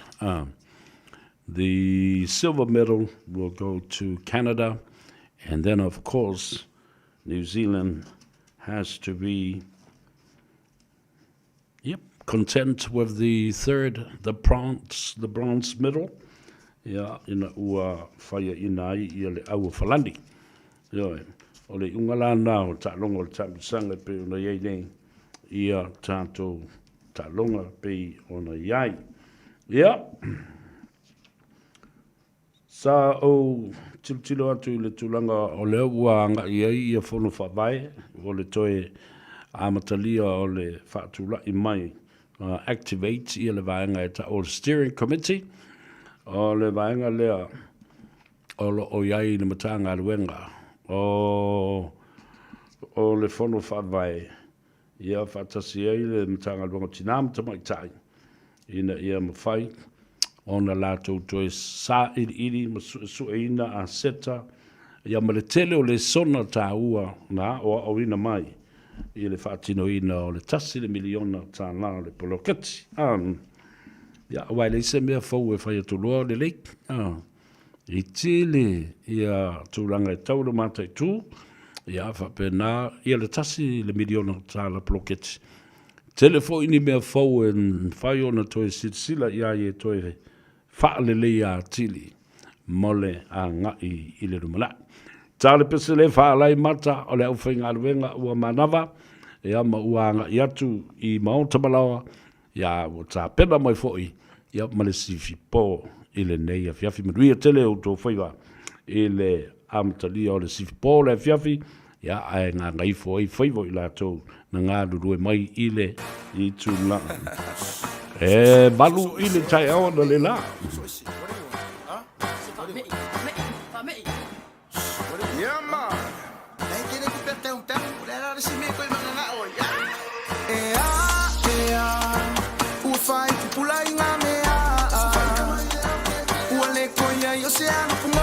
Koi whaia o i pulo e ua wha me i ai makako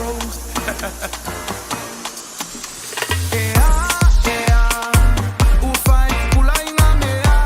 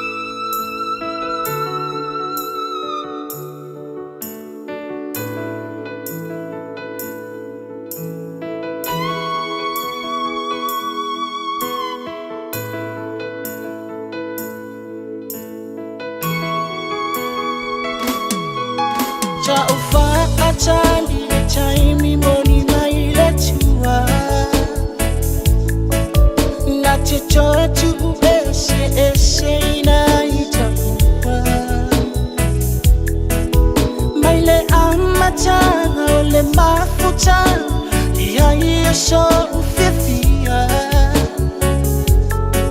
ai ona safa avanai Nga ole pia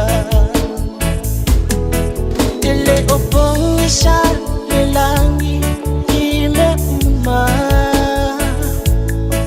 Lima fua angale wafa alai Sefa iunga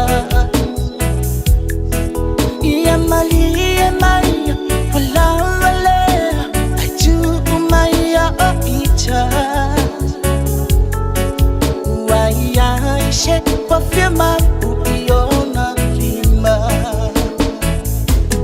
Fa'afetai Malawa lofa Mahamea Umbasa faya Atonwele o ele amo ita Salo sitasi Mo o elina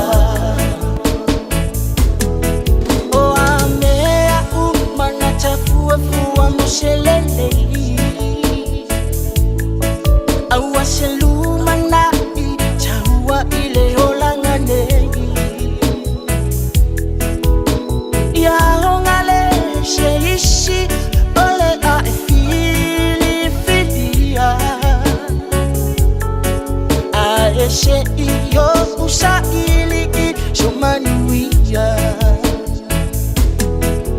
Pamangalo mai o ya uvaivainga O ani yo usise Faya ilumalo ainga Ae ole a o walu etele Toemba ai yo ufalinga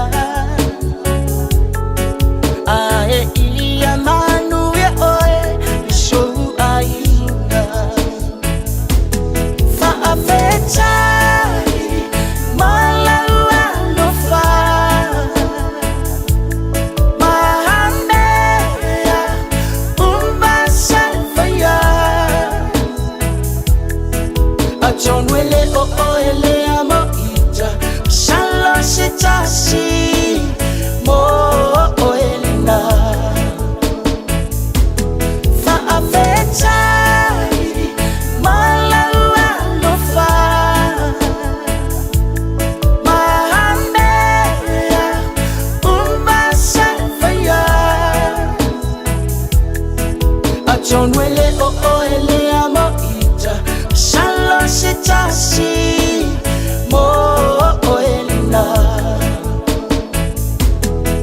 Atonwele o ele amo ita Salo sitasi Mo o elina Ia na whawhiwhianga sui whiwhiloi ina ia whaala i o fufonga I lunga le ala tele I le manawa o ngā luenga ma le ngā ngai fo Faiva I le nei fo I a songa fua malo le ngā rurue malo le tau atai whaftai atu ia I la tau ma komeni matanga o fie o lo o whamaise mai ai I le tuua o le malo ele I perfeta ma le pelestene a wao le kalesia a Yesu Keriso lau pa ia o aso ngatai te muia I pai tele whaftai tele lava ia whapena fo I lauso ia Byron Vaonga watching from the big island of Hawaii aloha to you my brother saole oe whamaitala mam I angai ele mongi o kupe ai whamanuia tuai le tua ia te utou la whanau ma utou whanau ma whanau a whanau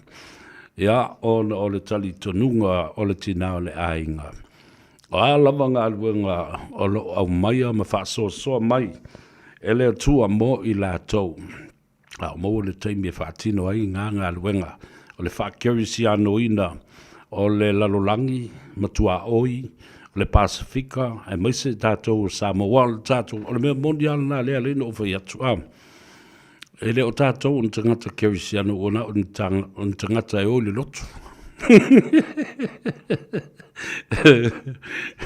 we're not Christians, we're just church goers. Ona e mafua mai I anga tangata malatu mi. O fua mai I tangata e malia. Malo Byron a Vaonga. Yeah, Osirio Anthony is still a little monkey. What? What do you mean, brother? Ole afa I tu la muri o lo o totoi. I want to dedicate this a memory and a tribute to those who lost their lives and families and friends and people that are related. What are your memories of 2009 when the biggest tsunami in history of Samoa struck Samoa at the lowest point ever in our lives, and taking 183 or 87 souls and lives. Ole awhai tu la mulimuli, au te manatu. Tātou wa ole aso lenei, ole aso whaamanatu, ole aso o mawhauwhaunga, o aso fo I tātou te toe manatu natu ai. Inai o tātou ainga, o aso tanga, o tātou I tala wha vau ma tala wha noa noa, e le whapea o tanga toe whawhangu ai le langona wha noa noa. Wa tātou ui ese mai le nāla, e futio o sola, ai, e au ngā, ma tā ua, e whamanatu mai aia I tātou, e ala ngona whainga tāo le nāwai tāo, ma e ua whai ilangi leo lātou soifua, and remembering those of our loved ones that we have lost during that tsunami 2009. Ta tala tātou leina, ai foi nisi o lo whaafonga mai whafoi atu no mamao, e am foi na tusi mai au tau komeni lunga le tātou api o fōringa po le tātou YouTube channel. And I can read off them and it brings us closure to the event of 2009. Tolu fitu tasiliba iwa tolu sa e na ale o mana whaamatala atu.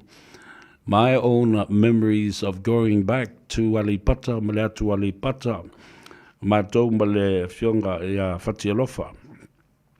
Papali I Fatialofa le kapiteni numero tasi tau le au le manu Samoa. Le sunga lauli Sir Michael Jones. Le telenga tele ai Edwin Puni. Le Fionga po le to fafo ia tuilangi leo ave nei. Sei pele e Sarah. Ko ave nei maseli I whamasino le whamasinonga whanua maswafa. Ia male to o tele lava. Le sunga ia Muritalo Awelua, Ope, New Zealand. Le to wha ia Matamua. Tole a foa, lapa. Ia male to o tele o I lātou. Sa tātou ngā lulu e whaatasi le nāwai tau. Ia, ole au whai pepese, ole au whaafiafia. Ia, toi titi ale eisi ole au pepese, ole au whaafiafia, musika. Sāle I whaia so na sao matongi sana maa I le masina atoa na tātou suatupe ai. Tātou te oa e whaali lo tātou alofa, ma momoli nei e tātou alofa, anga ma mea alofa, Samoa mai, I lea company, ma lea company, I le tātou suru whai I ai, ka kouke a isi ai, ma wha mole ai. It was a wonderful time too, begging and asking for things so we can fill our containers to be taken back to Samoa, and showing a piece of love from all of us that worked together at that time. Avatoi fo le whamaloba le whaftai, o le mawhtanga skopa, o tapa mteine tuai o le kolisi o Samoa, le nawai tau o avea o le plestene, o le tātou o sosi mo le sfulma tolu tausanga, o se teimi umi tele, lea nofo inga. Ma o ngā mai ai le tātou mawhtanga a skopa, e fesosoni mai le sailinga, o mea e ave I tātou containers na. Ua malanga isi atunu, o isi, o lo mātutua I amana I to inaria o wafeo o le koe whaiseme. What are your memories of then, 2009? Awa o lea so. O lea so, o whamanatu o lea fo I vaenga wha. Pea whesa I ai te mina dam. Sa I Samoa, sa I tuai I tamo le matamatangi, le atua le pata, Awa o le tū tele lea sa sili ona matua I polonga. Awa o te iloa, o le si vaenga ta ua le na. Mantua fo I le motu o na mua lai tu mai tai. Masalo ana le iai I nā le motu le nā pei sa tāwa vai ai, ma vai ai le tafe mai, ma le sau o le ngalu, fo le whapu lou mai ai ia le tala whatai. Au te iloa e matua I onga. Ia le vaenga e o iai I lo tātou tanu. A sole nei e whamanatu ai le sifulma le ono tau sanga talu ai talu na tupu le tsunami, ma ua whamanatu ai fo I male au nanga wha leo. Le Pasifika e hawhi ai Samoa, mātu motu uma le Pasifika, wha pena fo I ma New Zealand, ia ma Australia. Au whanangolonga tua, o ia le vaenga e vevesi ai, stasi o li malu o le malo o se alo ma se tama whanau fo ia le tātou o tunu. Nā malanga a whaapitoa lava I Samoa, e whaamamalu le whaatauto ina o lona ankle, le sunga I le ri I Palemia, o la auli ane mali atoa. Ia lea fo ua whaitio ina, e nisi fo o lau whaasala lau ma lau loto leanga. E le mata upu nā lai o nā alu. Lea fo I malu o le malo e whaali lana whaaloalo. E le tofia ina, male whaatauto ina, o lona ankole e avea o se Palemia. What is wrong with you people? O mea e li o iai le mawhau ma se lotos te ngata. O le aso tā ua, mō Samoa uma. Yo. Pena iai se vetuna inga ale komsina o leo I Samoa, male komsina o leo Wellingtone, whatever the arrangement was, whether it was official or unofficial, I don't think is anybody's business. O la na hotu tangata, whaalia lo lātou whaaloalo, ia mai se fo I le lātou tūlai whaaloalo, wai mati tila le tūlai ese mai, o le leo lea, ni malu leo le malo mai New Zealand, malona tō ninga.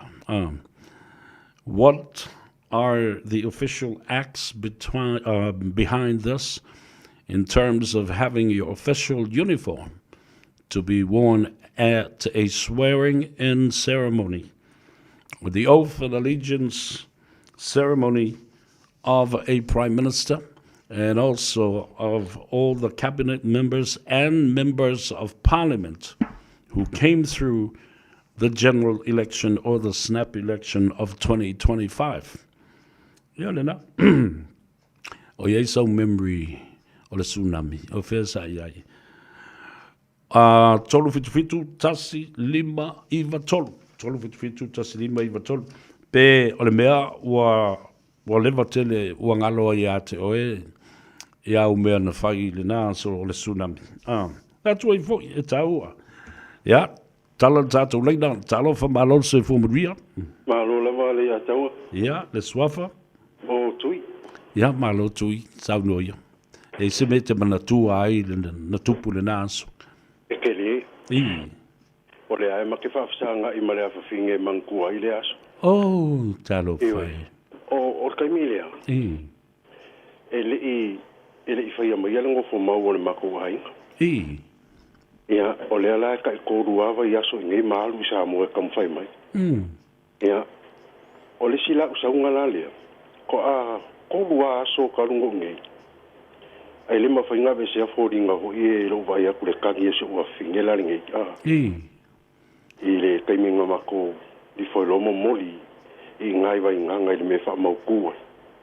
Ia, awa o le upunga whai le mako ainga. Wha akari pe I ngai vai nganga. E wha akari e le kei oa o le whainga ruenga. A wha fua se I ang o laku pe o laku umai o ke ruaku ai. E wha so ka I alari kei le oa o laku e pikila ua I ngai vai nganga maa kua lo malai maali le wha akari a. Talo whai. A o lo saunga la nga koru aso, kua I le maua se moe. Nga paun me o mga oai o fia whainga ruenga sifipo o ho ilia. Inga ia alu ai lo kai mila ngā ruenga le po wa le po im ka le maua se moe. Ile avelo le maho fau so wa fin. Ko ata mi le kau le lua kau sanga so wa fin. Ia wa le wa kau se furu valu la ko kau sanga so wa fin e kai mingi. Talo fa. Le la wo saungi. Ave alo maho fau. Mo ka maringo le mapa ma fa ko le kangi so wa fin e. Foi le kai minga o sa o ku wa ko ya. E ka penga ela o sa le po la le. Ia o fa ko lo so so ngi. Sa wa ko ya ko kongi ko akolunga o aso kalunga ngumai. Ko ya ko faila o poki. O le ma fa nga ka kalilo ko fialu so wa fi. Ya o fa ko lo so le po wa nga o manga ba mai. E fia mo moria o le kai awa o i mala vale. Ya ngai ka ho ngai va mai po fe fo ngi me fa pe. E fa fo se ing fa yaku ya e. Ya fa ko le ma se me ke po le o ko ke mo le po. Ya o le mo se mo o finge ngai. Ia nga mo fai ale o le po la le sa vea ma le fa fonga sia ka ko ngo. Ia. O le la o so ka ia ku le mako ai ngai la fia fila le. E va ai na le keile o ma senga rua e piki. E oi foi e fa kari ya ulo ke ka ngu aku le. Ile va vea. Ia. Ia. O kele ilo ala se me okupu le vale. Mari. Saule kua ngange o le mako ainga. E ngofonai o i fe fo ile ngole mea. Isale au mua. Wa o pe o na la valena matua i li longa. Saula isale au mua, saulo fa ile mako ainga. Sau ia ka ko se sui sau fa longo, sau o fo i wanga o lo ma fakia le sau ko ainga alu, sau alu. Ia e ka ko kua konge e mo e fo ngisi manga ku le ia. Le langa o lo le malo wa fink. O e lole malo ua finge. Ai le ka umai ala le mako ainga ia kia. Ulanga ang pawala upung vai. O ia e vai ngangai wha akarikari ia ia lo soka ia. O le ka umai ala. Ia a ua o. Le ala wa ulaku o soka ia kulo ia. O a ulo ke kaungu ua kule vawe au. Ai la le ua ka kope ai loa la se koe su engo se awala. E momori mai ei la ua i vai ngangai le fiafi le. I le po le.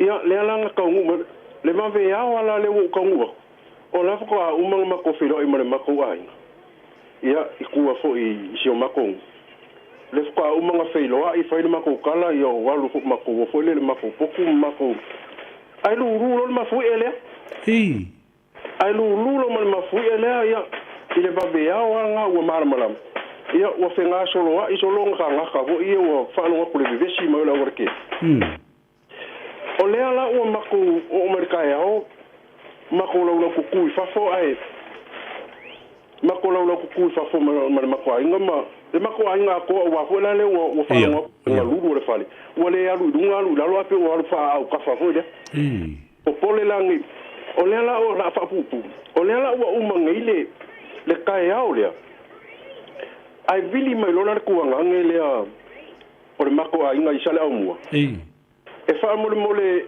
ile mako ainga e va ai se ka de senda wole ai ma se falo lo ko mo se ka o se lo falo lo walu la ui ia ole ainga le ole ko ole kinga ko ole le le ko ngangere mako ainga ngama liu li sunga mi male la fa ngau ko e yela male la iva ka iva ma singa lele mo wa o mai la songe yo talo fa le ala o ngila nga mapu mai fo le o fa mau ku vai nganga kama le mo ko rua pa le fa finger ko rua lo kama le ka fe fa kasi uma pe o ki ko rua ai sa o mar ko kasi e ko akolu la o fe o ki le iva ma singa le mo le ala o umangi ma ko fe lo ai lo vai nganga la mo la o rua ka sanga le ai o akulu e ngari le o fe ka ni si u lo wa fi male upula le angale saulo ka ma o eles se palu o tu al fine balanta o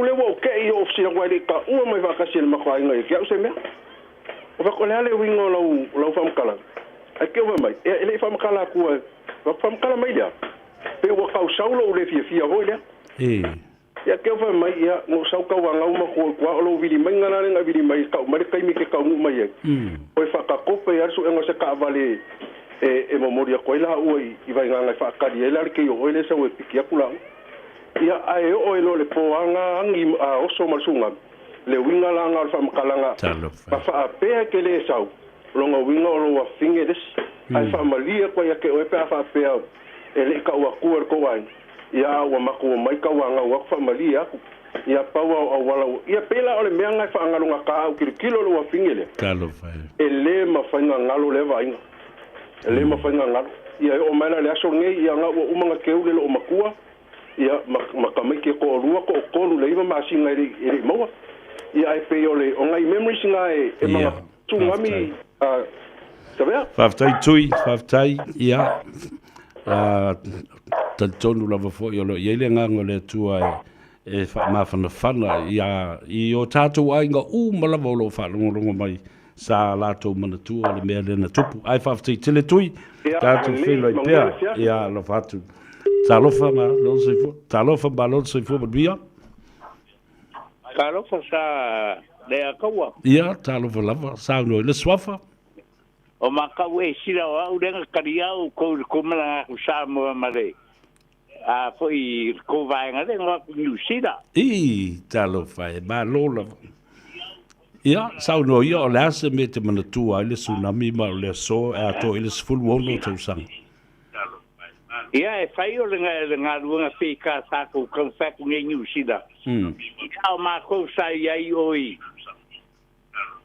ia le pa nga vai kai mi ia sa ma ko kali mai foi do ko anga le ma ko anga moni le talo fai ia o le ala tau sanga na e to e malanga mai ia so fo inge kai mi o a play de pe de a fai de pingi ia mango fo ro inge go so de a fai o le koviki de la wale ko o sa mo le mo fo inge ai yo talo fai ia le lei fa tele lava foi mo le vala au mai a le ata falonga I pe mo wi o le toina ia fa kai ai mo le la u la fa so e me aro fa sa ko ku fa ku ma va ko wa nga de ia a sa ka mo wel ma fa nga sa mo na li lava fa tai mata u tato felo I pe tai le anga le lei fo I wa o pe o le sa matu a tu iai mata Elua sa o kalimalo ia o ko. Moni le lei. Ia, o lai whalongo mai o tauso. Ia tele ai, ia whapea fo I olo ma le to a tele o le tātou ainga. Ia, sa tātou ngālu lue whatasi ina ia mau atu se awa noa e whai aise whasosoani mō tātou ainga na mawhiti o wau I nāo. O ma tātou fu le sa tātou whilo ia. Ngā kongua. E sole, kau ke muka I o ofo le lei o tā memories ali I o le E le venga ngaro wa o rua makuirangi sa rua ngofo do mkuka mga oe. Vera kwansa istuma. Kua lai de vera ma alwa ia. Yo, sa o le lei. Ai tsila fia mata. Whaftai le tua wa o le astona I sa mawai nei. Whāto a mā wheloa I e alana ma le tātou uso. Captain, whaalewe lave e lama. Ioi, for the first time, wa mā wheloa I ai ma le uso e whaalewe lave. Ia, leanga o tamali I lava e ngata ai tamali. Ai whaftai o lo maualo soifua ma tau, tāte whelonga I pēa. Ia, ai whaasoifua I o mo te mnei. Ia, ai manguia por kalame le fiafi. Ia, whapena foi. A wuita fi whawhetai lea tua. Ia, a rewa mo le lei a mātau, e moni le lei mātau. O ia sa tali malanga I le mātou taunu atu.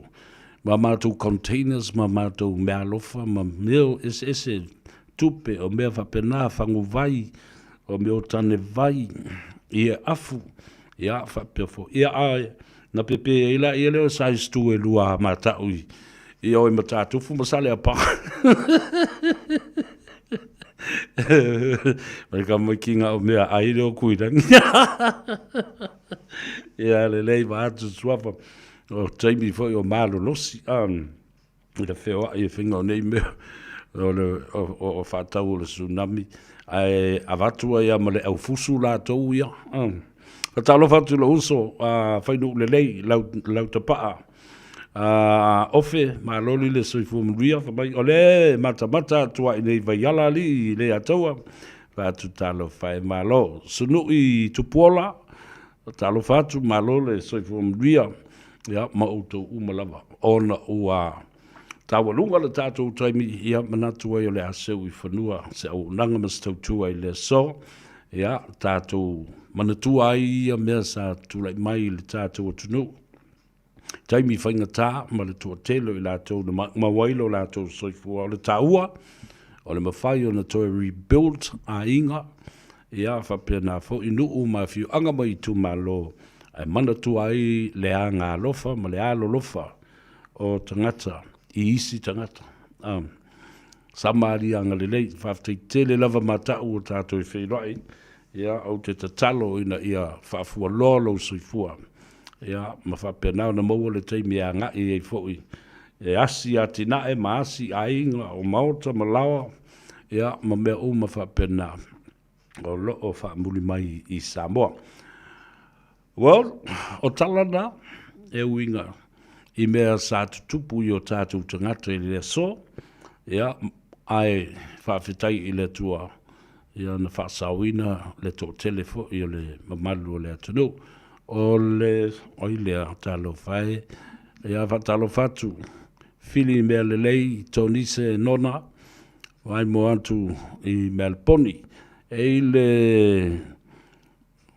le aso whanau leo te wawai atu, e mai le sunga e vile la vea, whamani atu le aso whanau o Stephanie la vea, o la whaanga mai a Asiata lautoa la vea, ma whaleao, fola I tonga, male a inga a toi Samoa, te le lope o toi taliu mai leu so ya siata poniu, mai Samoa, ia au te sau o laimanui a siata. Hana missionary, talo falava, malole seifua manuia, ioe, pua silver ferns,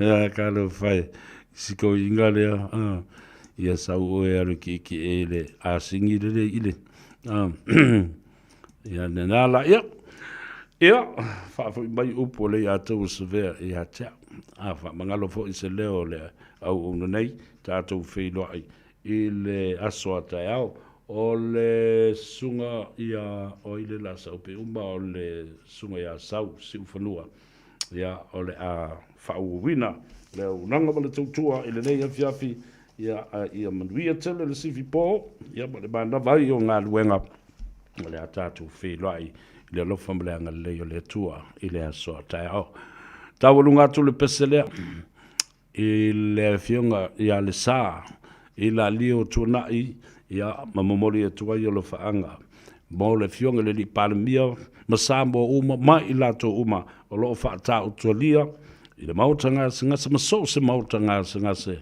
ia ona o apulsio to fanga ia ma falaefu fo I ngase ua mawai nei mai tau. E atou sa vea nei se yuli, lo fatele mo oe, those are the stories of our people today.